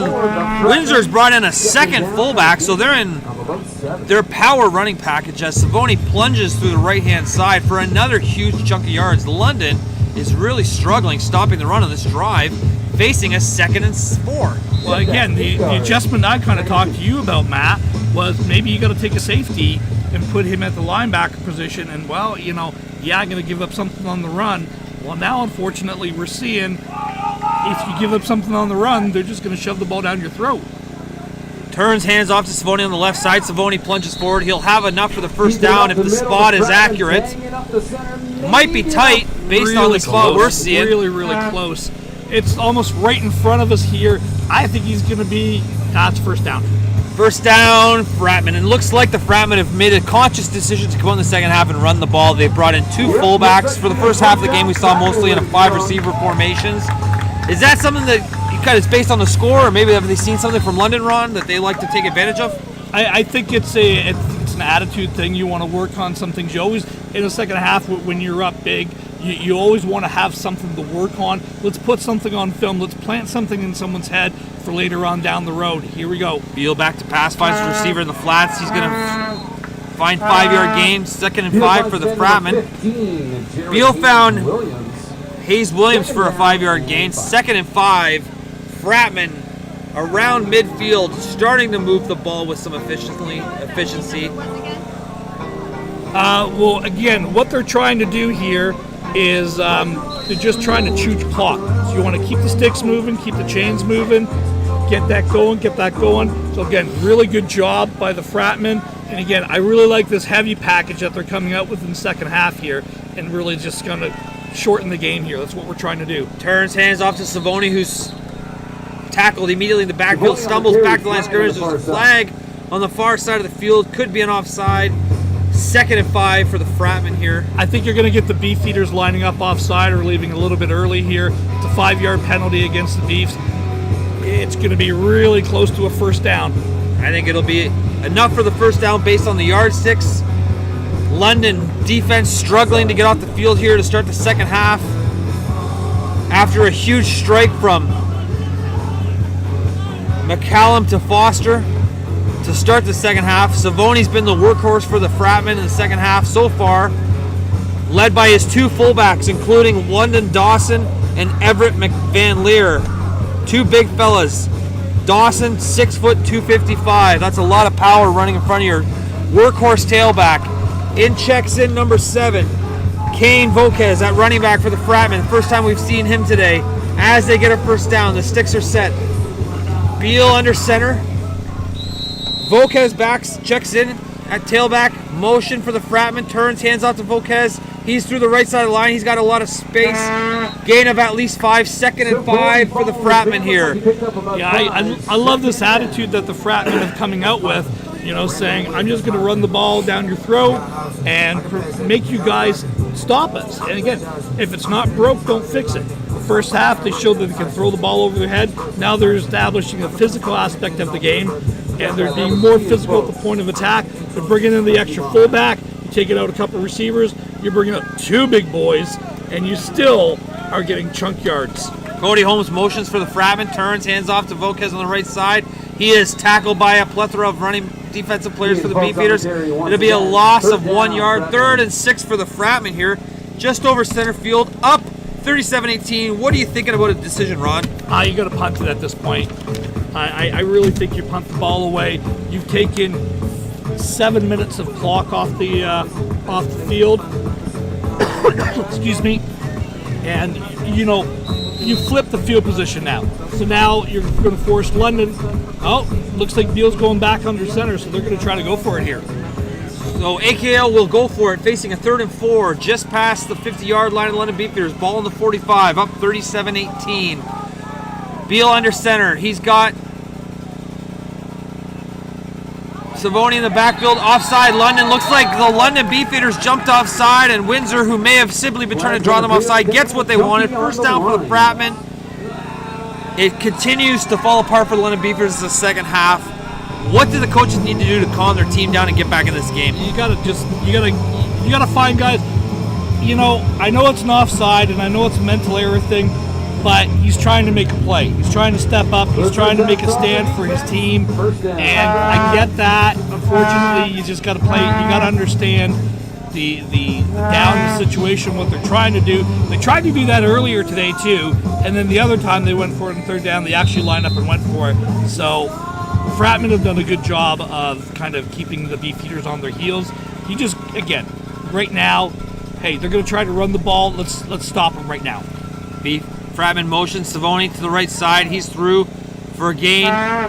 It'll be 2nd and 6, 2nd and 4 for the Fratman. Savoni continues to be the workhorse in the drive, pounding the ball. I don't think we've seen a pass yet for the Fratman in this drive.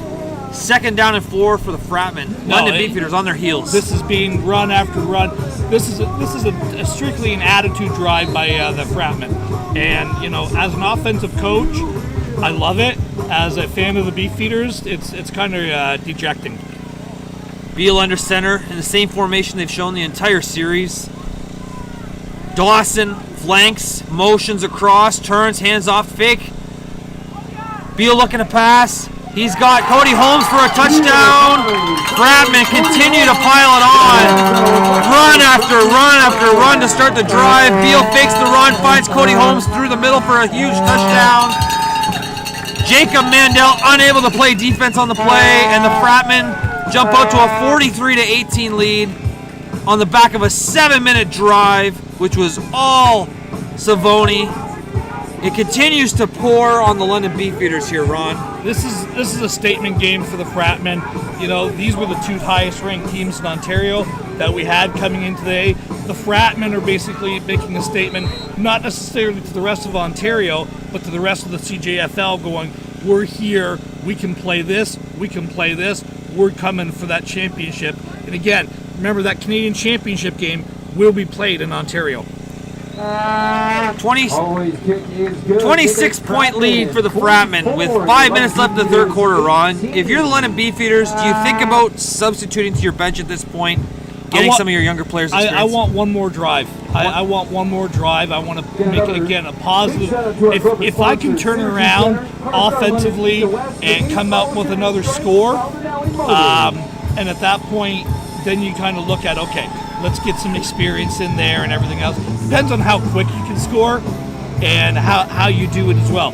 But now you're thinking, okay, 26, you know, you've got 20 minutes of clock left basically at this point. You need to score more than a point a minute. That's going to be a tough go with shutting down this Windsor team, which has really had its way with London most of the day. Holloway kicks off for the Fratmen. We got Kazadi and Dyer back to return for the Beefeaters. Down 44-18 on this lovely Saturday, October afternoon in London, Ontario. At Citywide Field, we have OFC football action. Your London Beefeaters and the Windsor St. Clair College Fratmen. Not a positive day for the Beefeaters so far, but glad to be out watching some great OFC football. You know, we talked about this a little bit earlier, Matt, with the Fratmen becoming associated with St. Clair College. I think this is going to be a trend that you're going to see in Ontario that we're going to have coming forward. I think you're going to see a lot more colleges starting to associate with these other teams and allow the opportunities, and it's going to be a recruiting factor for a lot of these teams as we see a big return here all the way beyond the 45-yard line. LJ Dyer fields the ball on the 1-yard line, past the 40 for a huge return. London will take over 1st and 10 from their 42-yard line, trailing 44-18. That's a lot of fours with 5:31 left in this game. London Beefeaters looking to respond after a long Fratman drive, capped off when Beal found Holmes for a strike in the end zone. McCallum stays in at quarterback. Vang Bell behind him in the backfield. 3 receivers to the left for McCallum. McCallum calls for the snap, turns, hands off to Vang Bell. Vang Bell has break through to the right side. He is gone. Van Bell's got a lot of space. He's got a first down and more, and he's out of bounds at the 46-yard line for the Beavers. Great chunk. We've seen it repeatedly from Van Bell, finding that open space, getting big gains. The London Beefeaters have not given up, although the score would say that the game might be out of reach. They're continuing to battle. We got a first down for London. Van Bell has been the sole bright spot in the second half for London so far. Well, again, you're trying to build positive momentum. Let's put some positive things down on film. Let's get some make good blocking. Let's reestablish some stuff on offensively. Prepare for next week, and still fight and claw this week. McCallum in the shotgun. Bell behind him. Calls for the snap. Turns. Outside run play to Van Bell around the left. Van Bell is through for a gain of 5. There's flags on the play. That outside zone play you talked about a couple minutes ago, Ron, back in the London Beefeaters arsenal. Yeah, again. Sorry, go ahead. Yeah, this is an offside against the Fratman, who had the right side defensive end. I don't have the number. He jumped early.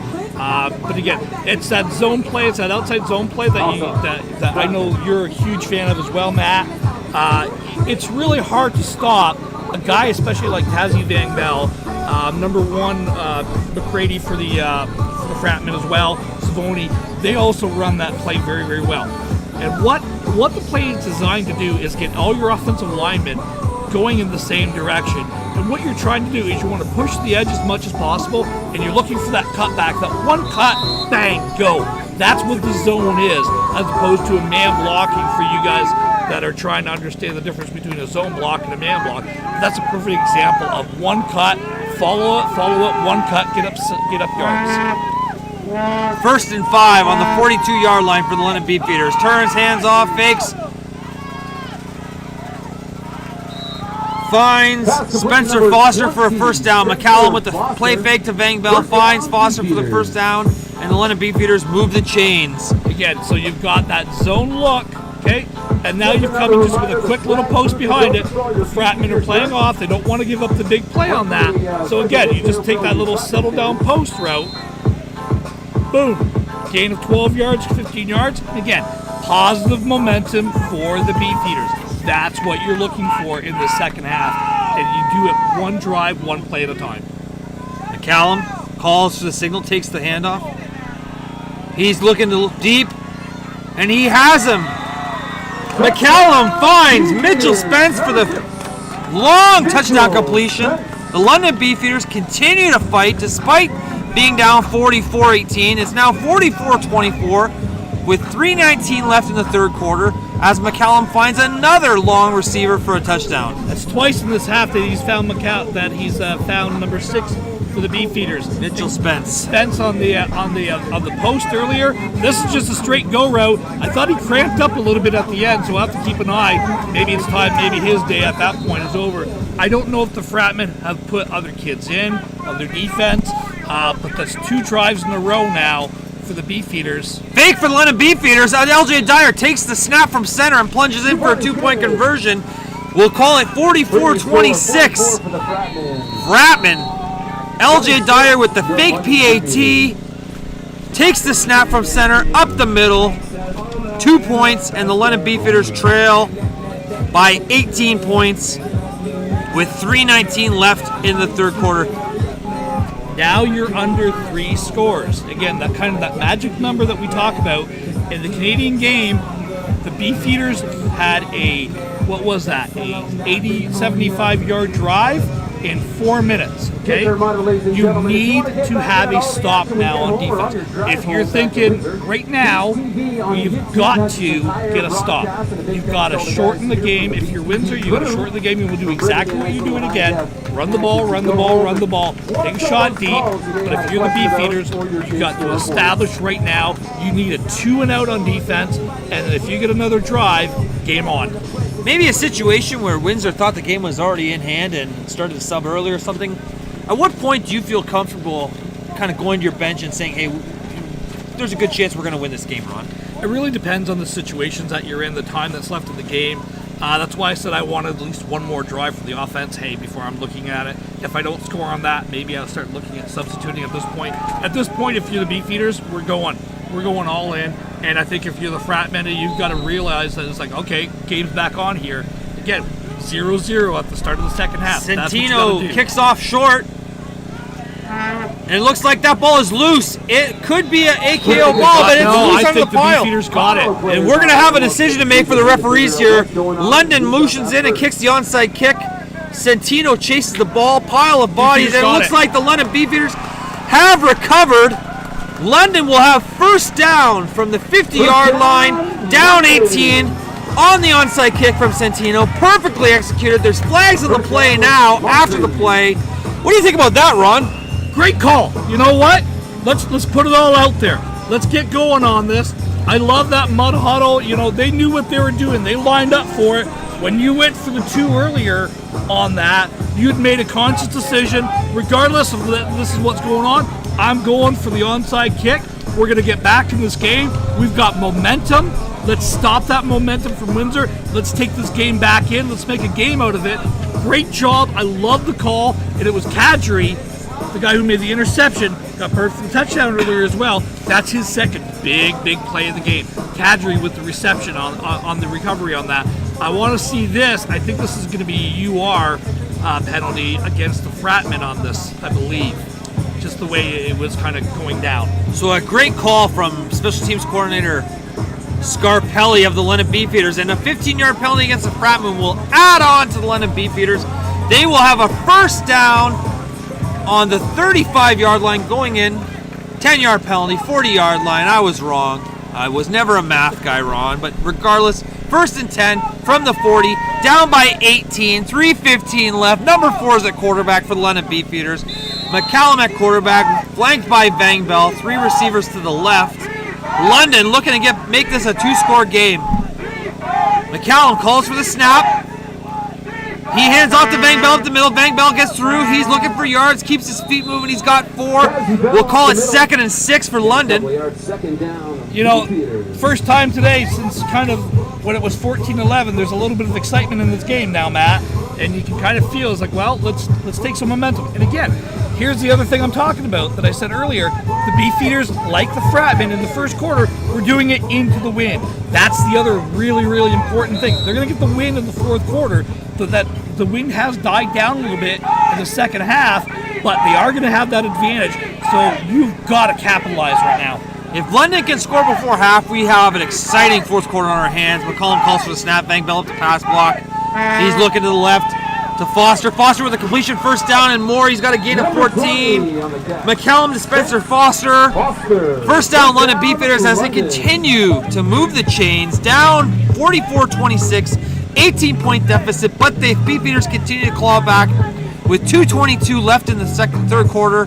London Beefeaters have not given up. No, and I love the fight. This is what I wanted to see. This is what I wanted to see in the second half. What do you got? This is going to show, even if you don't win the game, you want to show heart. You want to put something on film. Right now they're putting that they have fight and they have heart and they were never going to quit. Callum hands off to Vangbell. Vangbell patiently looking for space. Not a lot of space to be had. There's a penalty on the play. Looks like an offside against the Fratman here as London unable to find any yards with Vangbell with the ball, but we'll have the penalty assessed. Could be a first down and 5 yards to go. Depending on the penalty. I'm pretty sure it's an offside, which is why Vangbell had nowhere to go, because the guy was in basically all the way through the offensive line by the point of attack. It is a 5-yard penalty against the Fratman. First down and 5, Matt. Great drive. First down, 5 to go. London Beefeaters are driving down 18. Vangbell and McCallum have been the key players for the Beefeaters so far this series, with Spencer Foster completing a pass for McCallum to keep the drive going. London Beefeaters down by 18, looking to make this a 2-score game. McCallum walks up in the shotgun. He's got Vangbell to the left, right on him. 3 receivers to the left. McCallum motions in the receivers, calls for the snap. He hands off to Vangbell again. Vangbell looking for a crease patiently. I love how patient Vangbell is with that crease, and there's a 3-yard gain for London Beefeaters facing 2nd and 2. London Beefeaters I think you're offside before the snap even out of the Beefeaters. Flag on the far side of the play. A lot of flags so far today. Is this, the effects of an emotional opponent? Two teams really want to battle. It's two teams that, let's talk about any sport. Hockey, Knight Spitfire. Football, Mustangs, Windsor Lancers. CJFL level, Beefeaters, Fratman. We'll go down, OPFL level, Mustangs, Ravens. Anytime in any sport you get a London-Windsor rivalry, you lay it all out there. You always play with respect, but it's bitter respect. McCallum, 1st and 10, turns, fakes the Bang Bell. He's got Foster on the backside alone. It's a one-on-one. Bell jumps up, unable to come down with it. Spencer Foster. Incomplete pass. It'll be 2nd and 10 for the London Beefeaters. Another flag on the play, and McCallum is on the ground. Looks to be a roughing the passer penalty against the Fratman, which will give them a 15-yard first down. Okay, this is absolutely a roughing the passer penalty. McCallum got absolutely drilled on the end of this game. We're going to see here. Led with the head, too. That could be a double one that you got going on there. Targeting penalty, possibly. Yeah. It's good to see him up and moving, but wow, what a hit did he take there. I'm going, why did he lay that up there? Well, I'm watching the ball go in the air. I'm watching the receiver run the route and not seeing them get absolutely tanked at the back end of it. But yeah, that was clearly late hit. Another penalty against the Fratman has given London another first down. 1st and goal, just inside the 10 if I see correctly, although I may not because we're at a tough angle and I have terrible eyesight.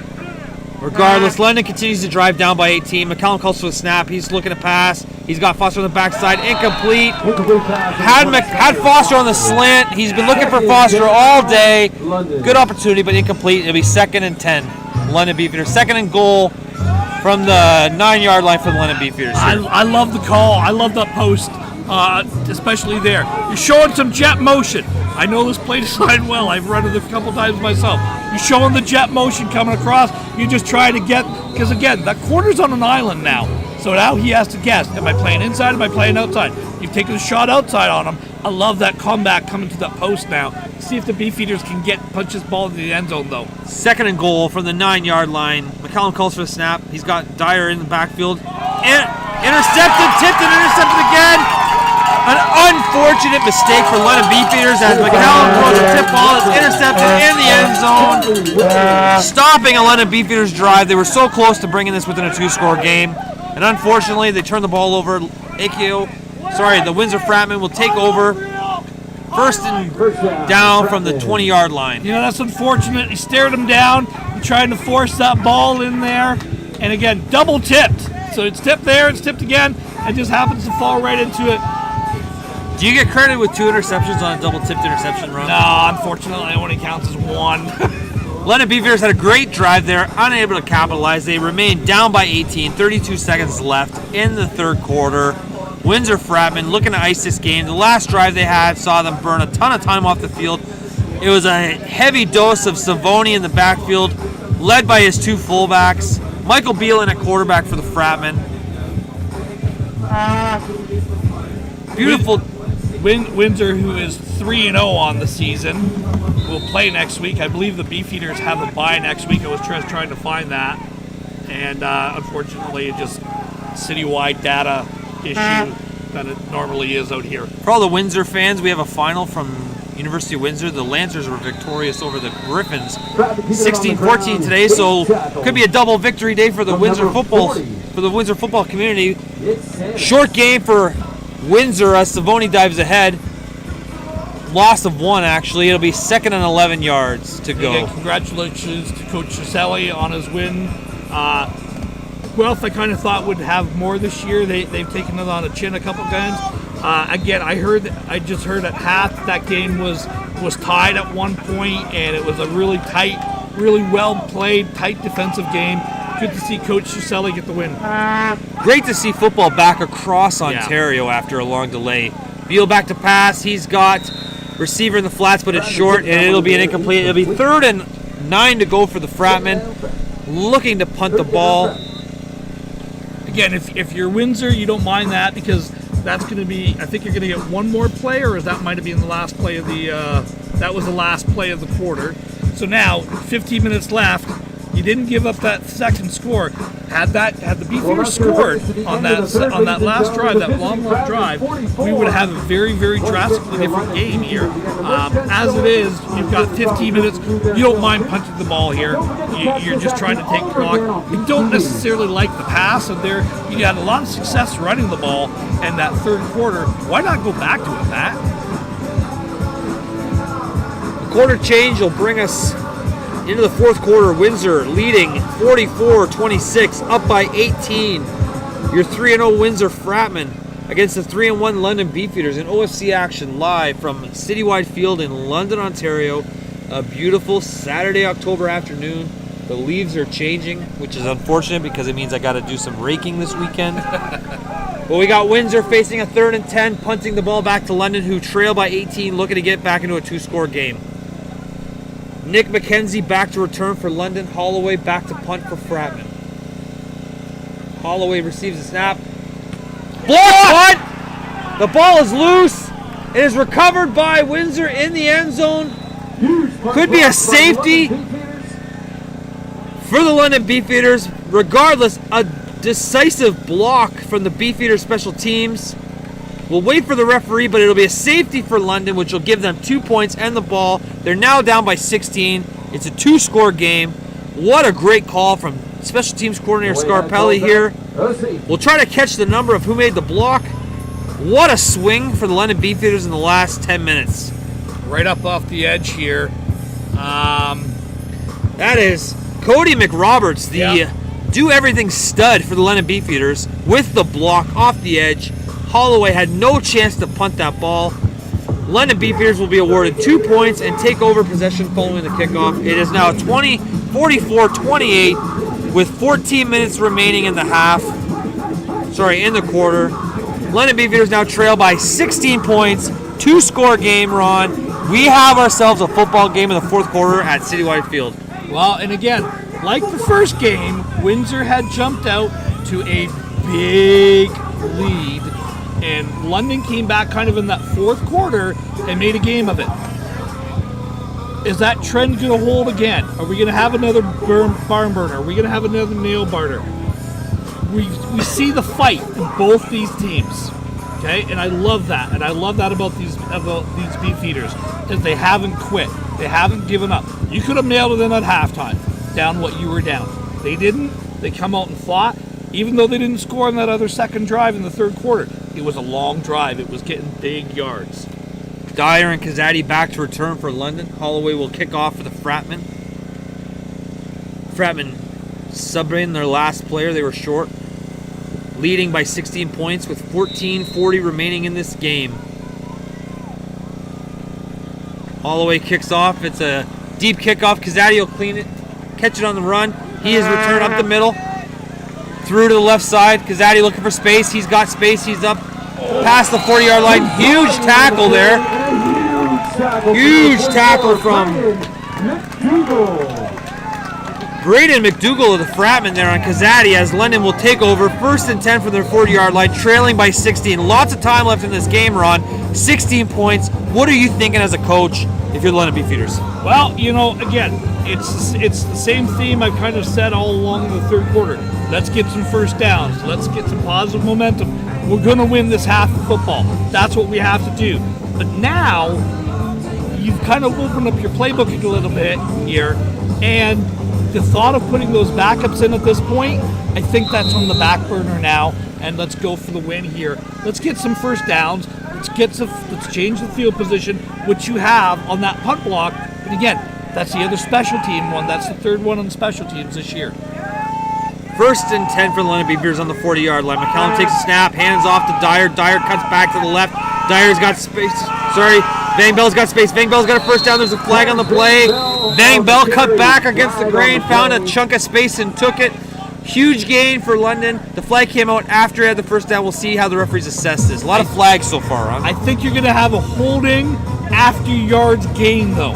After yards gain. What does that mean, Ron? So it means that you're gonna have a 10-yard penalty, but because he had 10 yards already gained, it's going to be a first down again. Holding. London. Tough penalty against the Beefeaters as they started the drive with such great field position.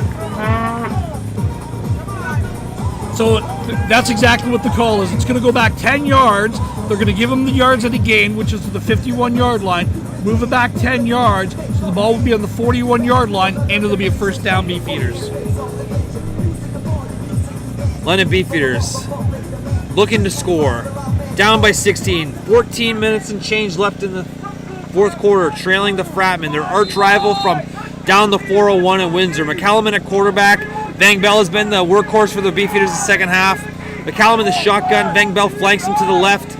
3 receivers to the wide side of the field. The crowd chants for the defense for the Fratman to respond.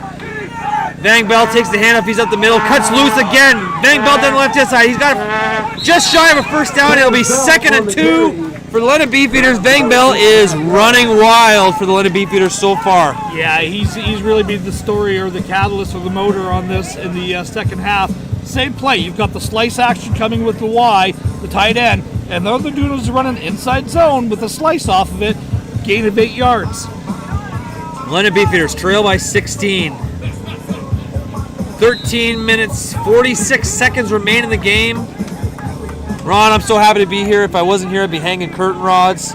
Or raking leaves. Raking leaves, hanging curtain rods, calling football. That's an easy decision. 2nd and 2 for the Beefeaters. McCallum in the shotgun.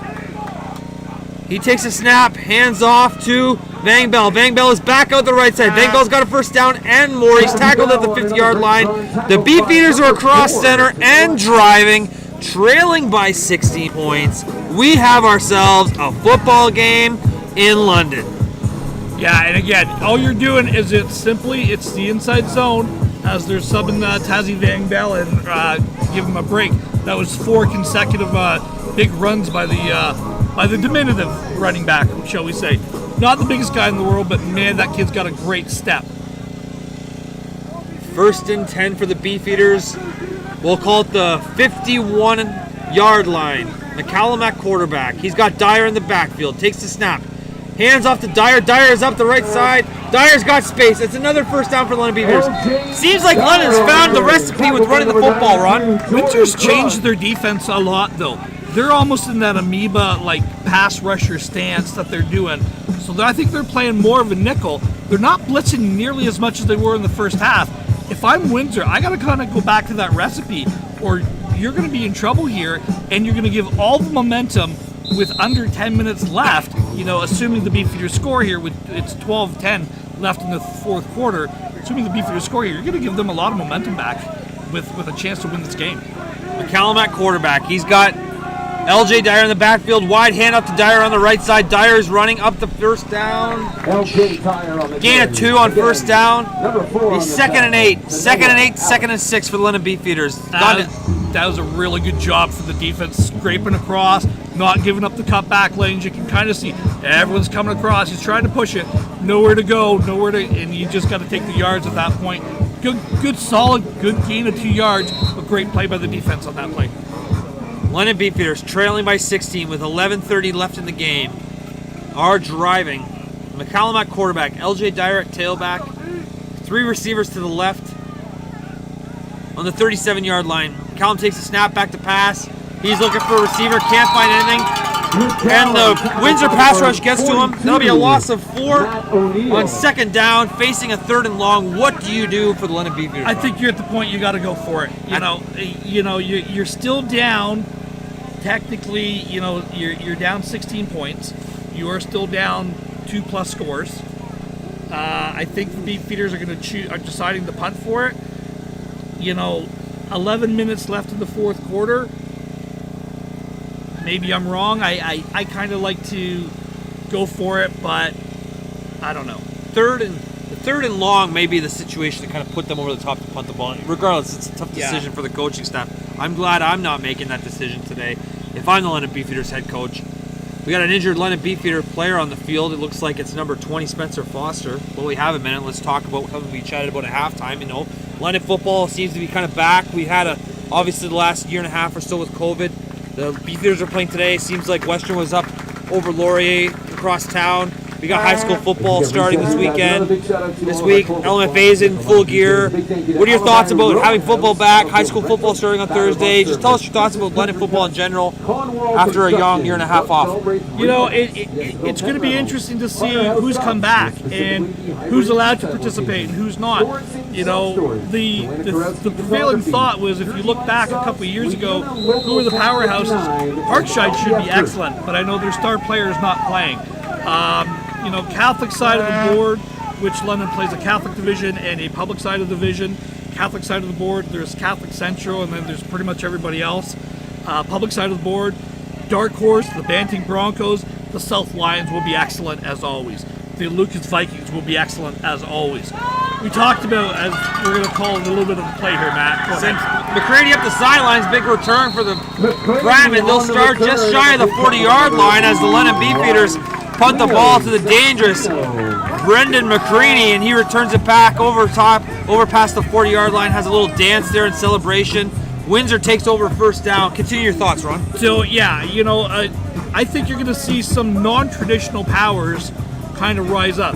And I'm going to stick with my theme of, I've mentioned them kind of a couple weeks ago, and I mentioned them again already today, the Banting Broncos.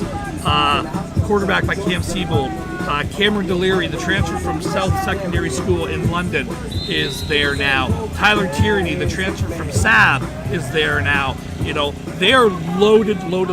I think it's going to come down to, in London, the play of the offensive line and the durability of the offensive linemen and the linemen in general, as it usually does in most times in football. Beal under center, drops back to pass. He's got Cody Holmes. Oh, a tipped ball. Almost an interception from Tyler Thompson as Beal looked for Cody Holmes. Unfortunately, it falls to the ground. It'll be 2nd and 10 for the Fratmen. Up 44-28, leading by 16 points. 10-13 remaining in the fourth quarter.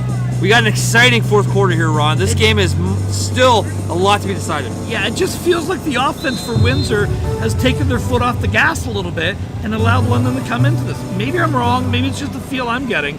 But, you know, these Beefeaters are scrappy. This, again, they came back and tied the game late in the fourth quarter against Windsor in Windsor.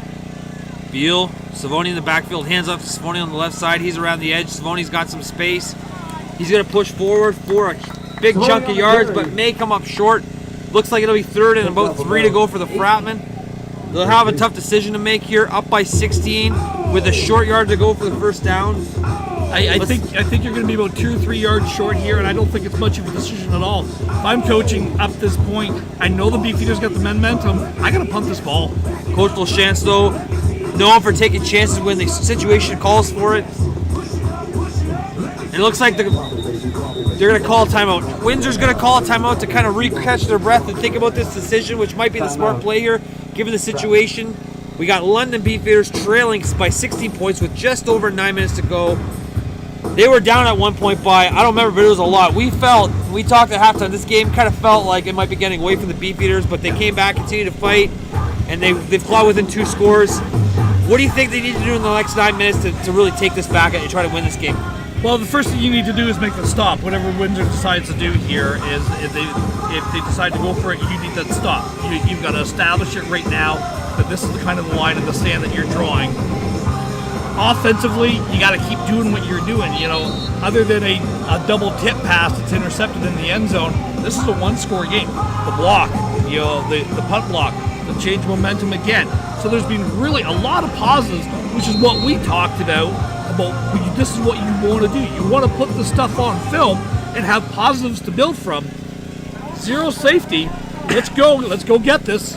It looks like the Fratmen have decided to go for it. Beal under center, Savoni in the backfield, led by 2 fullbacks.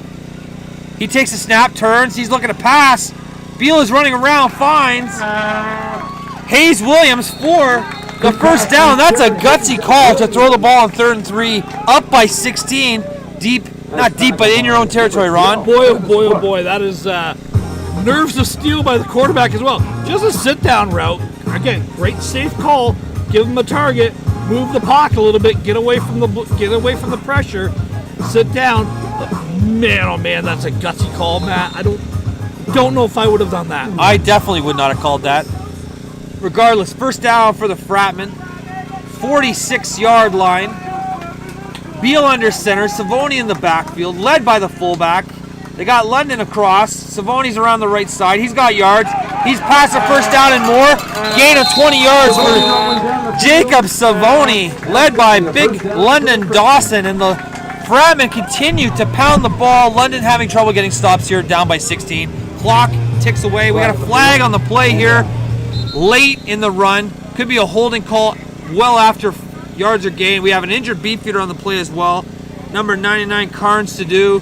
A lot of activity on the field right now. We'll check on the flag and then we'll check on the injured Beefeater player next. So I believe it's going to be a hold. I think you have the hold. You can see it right at the very end here, right there, number 8 for the Frat. I think he had a hold on there. That's I guess I'm discussing it with the Beefeaters. Objection no conduct. Unnecessary roughness. Okay, so it's unnecessary roughness against the Fratmen. It's going to be after yards gained. So again, 15 yards from where the spot of the foul, and it's going to be first down for the Fratmen. Going back to our point earlier, sorry Matt, about high school football in London, there's been a real evolution over the past few years. One of the things I've been really impressed with is the quarterback play. I'm going to list another team on the public board that should be really, really good. Is again the Laurier Rams. I think that they're going to be a very dynamic, very fast, and very physical team. Again, led by a couple kids I know quite well. I really think that these guys are going to be a force. It's all going to come down to who drew who when you play each other, because I believe the schedules were randomized this year with who was available to play, who wasn't. If you're looking for a dark horse, don't sleep on Parkside. They got a couple real good playmakers there. Riley Therian is going to be their quarterback, from what I understand. You still have a Ethan Dolby, a Joey Kravitz is there. They've got speed, they've got size. They're missing their best playmaker in Brady Lidster. Again, South I think is going to be dynamite, led by Marcus Robinson, a big fullback / defensive end, who is a fantastic kid. Really, there's depth everywhere across the city, but the difference is, I believe, it's in the quarterback play and how much it's changed over the past 10 years, even over the past 5 years, the styles of offenses that are being run and the development of the quarterbacks. First down for the AKO Fratman, up by 16, 8:22 left in the fourth quarter. Beal turns, hands off to Savoni around the left side. Right side, Savoni's got a lot of yards. First down for Savoni and more. The penalty doesn't stop the Fratman. Savoni continues to dominate around the right side. London Beefeaters have been unable to contain Savoni as he hits that right edge. It seems like that's the trend for the Fratman today. Runs the ball to the right side. They got another first down, and they continue to eat away the precious clock. At this point, Ron, is the clock the enemy more than the score if you're the London Beefeaters? Yeah, absolutely it is, because you need possessions. We kind of talked about it. With 20 minutes left, you're down 24 points. You needed to get a point a minute. You need to get more than a point a minute, which is tough to do. It's really, really tough to do. But when you're down like that, as you see the clock just ticking down, this is the worst possible scenario for the Beefeaters. Beal turns and hands off again to Savoni around the right side, although this time Tyler Thompson sniffs it out and says, no, you don't. A loss of 2 yards for the Beefeaters. It'll be for the Fratman, 2nd and 12 for the Fratman. Just past the 40-yard line, Tyler Thompson sniffs that ball out and makes a tackle. The London Beefeaters desperately need a stop here, facing a 2nd and long as the Fratman look to convert and keep the clock running, Ron. That's the first time they've come in that formation, but the Beefeaters have actually gotten a tackle for a loss. So you know what's coming. You don't want to give up that shot field down, that shot play downfield, which is what the Fratmen have scored on. But man, oh man. Okay, so new running back in, so that's something to keep in mind. Kane as well. Boca is back in the game at running back for the Fratmen, relieving Savoni out the left side. He is tackled for a huge loss, and the Fratmen will face a 3rd and long. 14 to go as the London Beefeaters defense holds there. down by 16, desperately needing the ball back as the clock ticks under 7 minutes to go. Will Fratman punt here, Ron? Yeah, you have to. You know, I know they went for it last time. Yeah, and they're slowly bringing the kick unit on the field here. But yeah, you've got to punt it. You're up, and there's just over 6.5. There's 6:37 left in the game here. So again, the clock is on your favor. The Beefeaters need to score like 3 points every minute, you know, like to get back in this game. So again, punting the ball, playing the field position game. If you're the Fratman, the score would have been great, but it's not necessarily. It was more important to take that 4 minutes off the clock.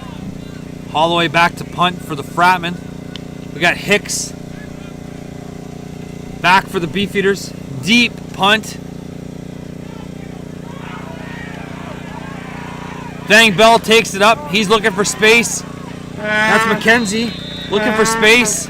Not much of it to be had. London will take over just past their 20-yard line.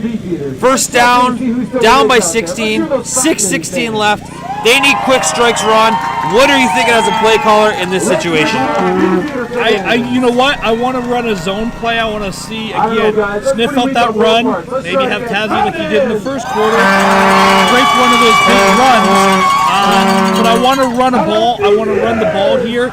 And then I want to take a shot play on second and hopefully about 3 or 4 with the intent of knowing at this point I'm 3 downs the rest of the way. 3 downs for the rest of the way. We got a huge assortment of Windsor fans in the stands all the way down the 401 from Windsor. If you heard the crowd cheering there. London Beefeaters, 1st and 10, down by 16, 6 minutes remaining.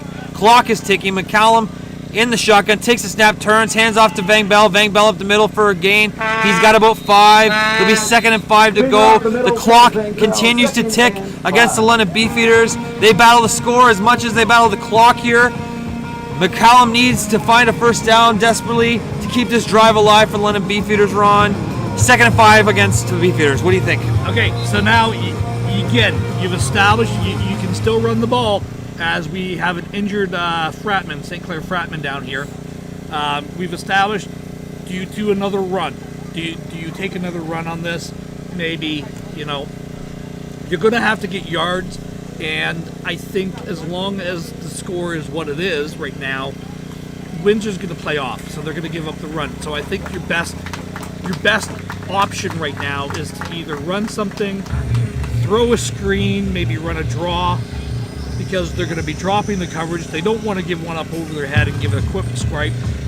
If you're Windsor, the Beefeaters score, but make them score in 4 minutes. Make them take clock off, and then again, you've shortened the game. That's what you're trying to do.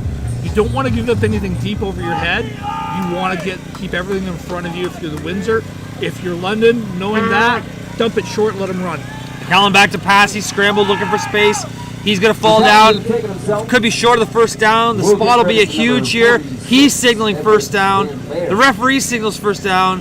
We'll call it a first down. London Beefeaters trailing by 16. 5:05 remaining in the game. Driving, looking for that ever-needed score. And then 2-point conversion. And then ball back. And then score. And then another 2-point conversion to get back in this game. And that counts 2 stops for the Beefeaters on defense as well. McCallum's played great the second half at quarterback. London Beefeaters break the huddle, 1st and 10. Looks to be just past the 25-yard line. Callum's in the shotgun, flanked by Van Bell. 3 receivers, motion across, turns, hands off to Van Bell. LJ Dyer actually in the backfield. Dyer falls short. Short gain, 2nd and 7 for the Beefeaters here. Dyer in the game at running back. Clock is ticking. London Beefeaters not in their hurry-up offense. Do you think you go to your hurry-up offense in this situation? I'm kind of surprised that they're not in the lightning at this point. That I don't know, to be honest with you. I would definitely be in the lightning. I like to press the tempo at the best of times. But, you're in your 4-minute drill, and you still need 2 scores. So you've got to get going. You can't have this slow, methodical run the plays back in. Let's get going. Let's call 2 or 3 plays, and let's go. So Ron Ferwerda looking for the London Beefeaters to hurry up. McCallum in the shotgun. Dyer flanks to the side. Motion from the Beefeaters. McCallum back to pass. He's throwing wide. incomplete. There's that one out. Lucas Zavaka was the receiver, intended for. Couldn't find him. It'll be third and long for the Beefeaters. Tough decision now for Coach Lake. It's third and 7. You're down by 16. If you punt the ball, you're essentially giving up the game. It looks like they're going to bring out the punt team at this point. I can't see London getting the ball back with enough time to score twice at this point in the game, down by 16. You hate to call this waving the white flag, but is this essentially London conceding the game at this point? I kind of think of the last drive, when they weren't going hurry up. With you got the ball back with 6:31 left. You got a couple first downs. It's now 3:43, but I don't understand. Maybe they've got younger guys in there. Maybe the game experience at this point is more important. Regardless, they're punting the ball. Centino punts deep. Dante Lewis, the dangerous returner, is wide to the left side of the field. He's got a lot of space to go. It is chased down all the way across the field from Gami Kazadi out of RMC. Powerful return. London Beefeaters trail by 16 with 3:20 left in the game. Windsor takes over possession of the football. Matt, I'm going to ask you something when you watch the replay here. How is number 25 for the St. Clair Fratmen right here not called for a hold? I don't understand that at all. I guess I tell a lie. He was called for a hold. He was called for a hold. We got a holding penalty against the Windsor Fratmen. The hold that Ron just so serendipitously He said, I'm like, huh? It was like right in front of us. It's like, that's a hold. He Listen, had Ron, booked. I got a big high school game on Thursday. The last thing I want to do is get these refs in my bad side. I think they've called a heck of a game, and most of them look very handsome in doing so. So great on the refs for being here. Appreciate you guys. Don't forget that I said this on Thursday. Regardless, we have the London Beefeaters trailing the Windsor Fratmen by 16 points with 3:20 left in the game. Fratmen have a first down, looking to run the clock out. Windsor just had a big return, called back by penalty. London just punted the ball, down by 16. It looks like this game is over. I don't want to say it, but it'll be tough for the Beefeaters to come back and score 16 points. If Windsor can get a first down, it all but ices the game. There's a penalty on the play before it starts. Whistle's dead. Could have a early start or an offside here. They blew it dead, so usually that means it's on the offense. Could be an offensive penalty here. Beal in at quarterback for the Fratmen, looking to run the last 3 minutes out of this game and bring the Fratmen to 4-0. They'll certainly be ranked in the top 5 next week in the CGFL. London Beefeaters, assuming everything stays as planned, will fall to 3-2. And they have some work cut out for them as they move forward in the playoffs. Hopefully, planning on seeing the Fratmen for a third time this game in what'll be a game that will really matter. Yeah, and again, the Beefeaters, I know they still have the Quinton Skyhawks here the last weekend of the year. They have to go to Hamilton. They have to go to GTA. They've got a couple more road games, and they got one more home game, which I believe we're doing. I believe that's the 23rd of October, Matt. Is the next home game, and it wasn't an offside. Windsor the Fratmen had called a timeout on there, so that's kind of why the play had been blown. So the Fratmen call a timeout, up by 16 points with 2:59 remaining. We got a great day of football for you. A lot of college football ahead, Ron. That's what I'll be doing tonight. Find a nice comfy spot on the couch and tune in for the Penn State Indiana game. I know you're a big Penn State supporter.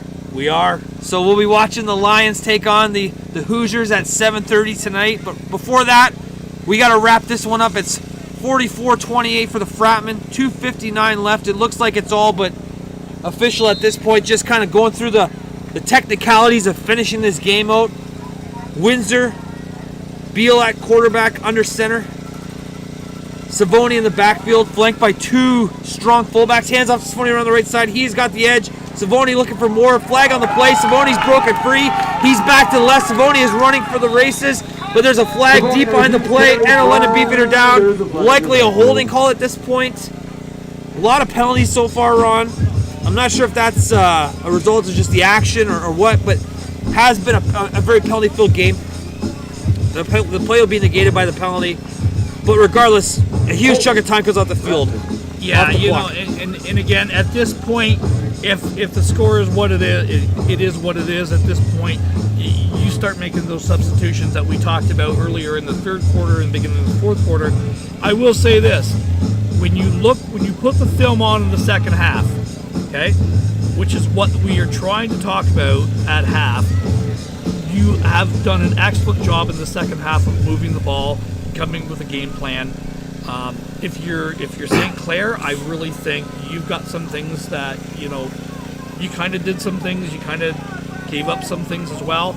I really like what has happened for the Beefeaters effort-wise.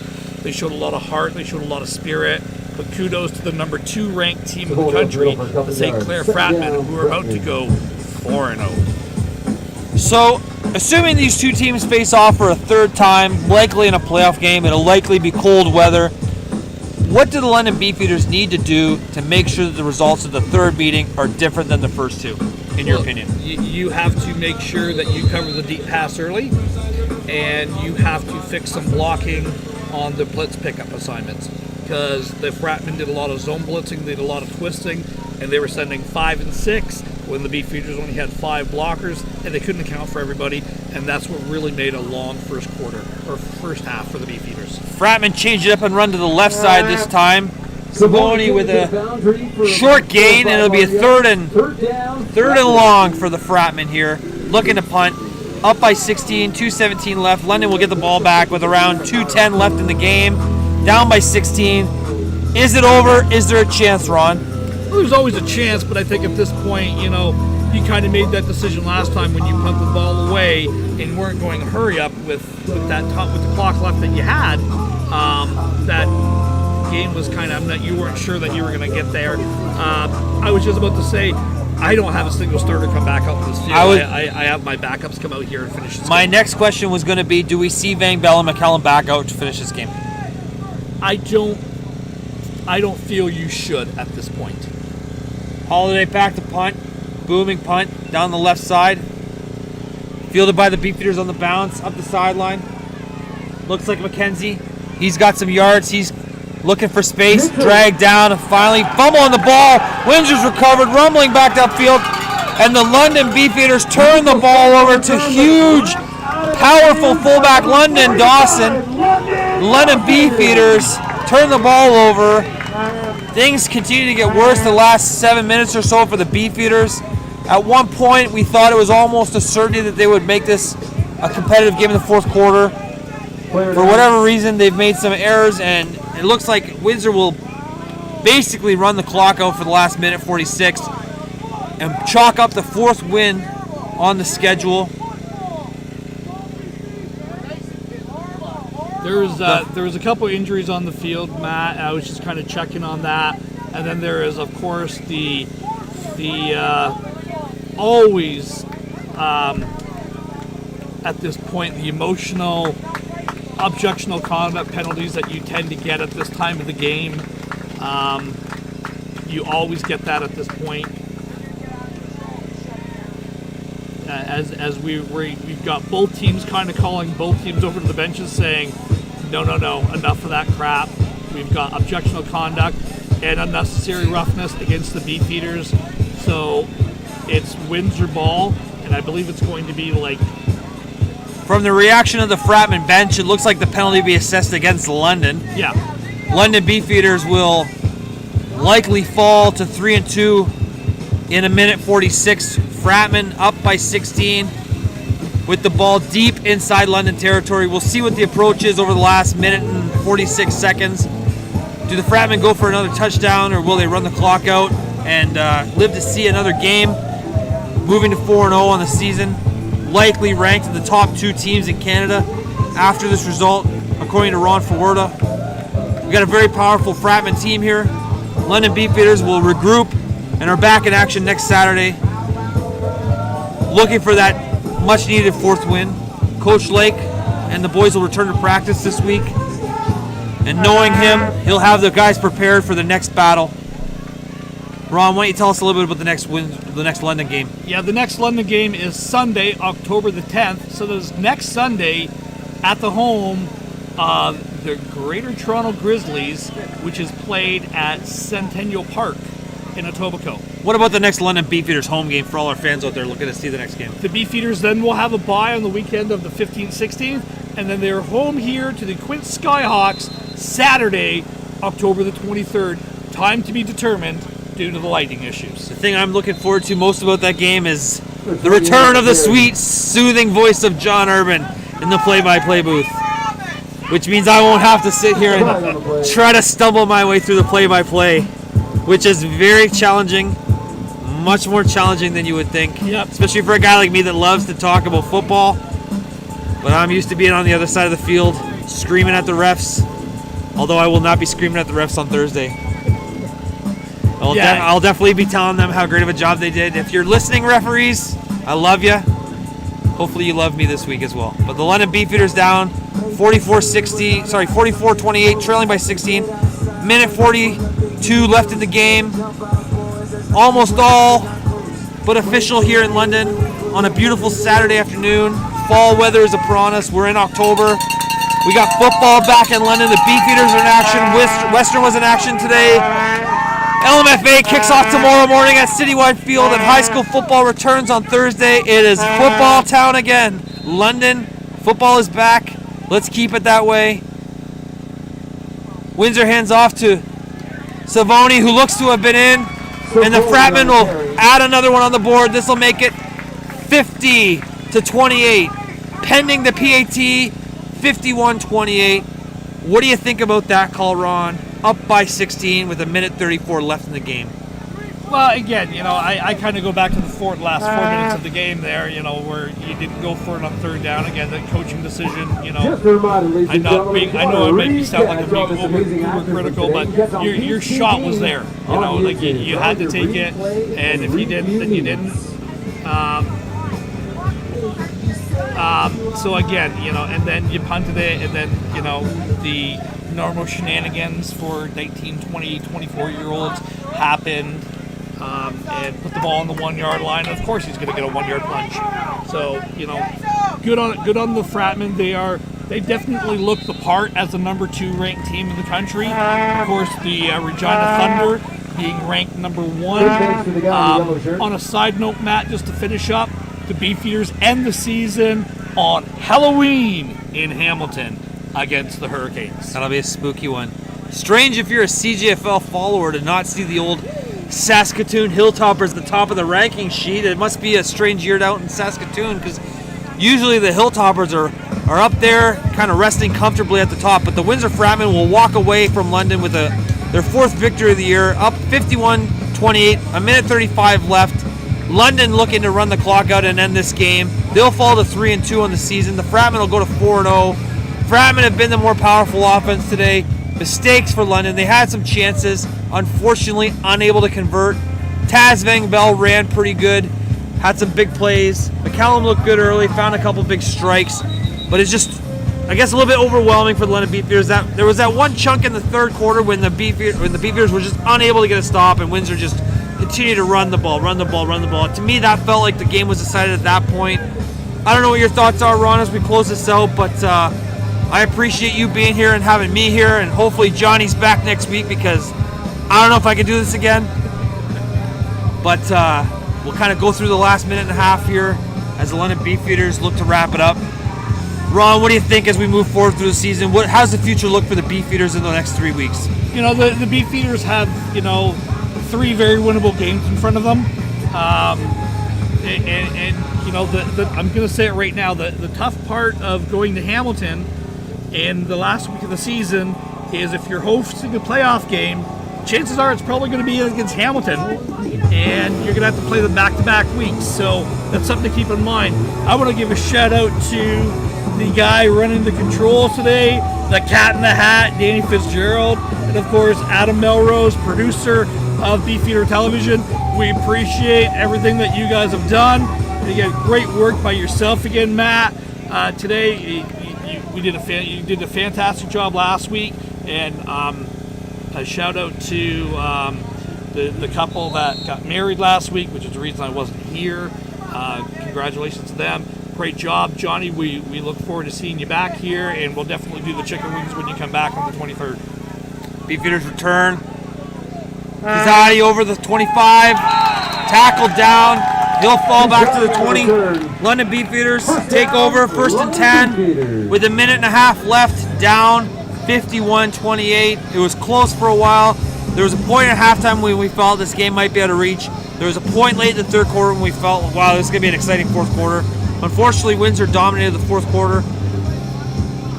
Savoni was the power, the workhorse, I think. To me, the guy that kind of they leaned on when they needed to run the clock down. I thought Beal played really well at quarterback for the Fratmen. The Fratmen, it definitely, in my opinion, the championship for Ontario will run through Windsor. If not the Windsor Fratmen win it, you're going to have to beat them, probably at home. London Beefeaters will run the clock out here.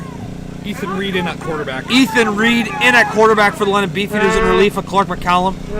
With 51 seconds left to go, hands off to Klubine. Klubine up around the left side. He'll gain a first down, which will keep the clock running once it's set. 34 seconds left. Clock continues to run. Beefeaters looking to get out of here without any more damage. Down 51-28. They will fall to the Fratmen and fall to 3-2 on the season, but still a lot of upside for the Beefeaters. 3 games remaining.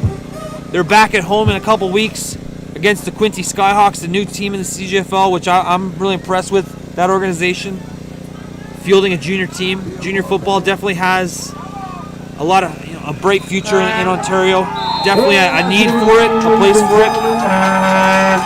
And that's official in London. The Beefeaters will fall to the Fratmen 51-28 as the Windsor fans are definitely passionate about their team. Unfortunately, the Beefeaters will fall today, but we'll call that official. Fratmen move to 4-0. Beefeaters fall to 3-2. Hopefully these teams see each other again in the playoffs. It's likely that they will at some point if the Beefeaters have any hopes of winning an OFC championship.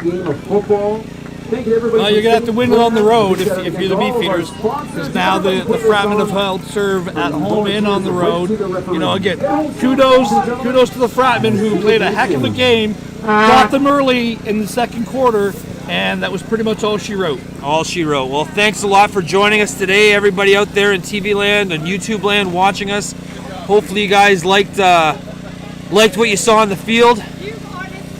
Hopefully you liked what you heard from my voice and Ron. It's official. London Beefeaters fall to the Fratmen 51-28 to fall to 3-2 in the season. Live from Citywide Field. Thanks for joining us. I'm Matt Snyder. With me has been the godfather of London football announcing, Ron Ferwerda. We'll see you soon. Thanks, guys. Peace out.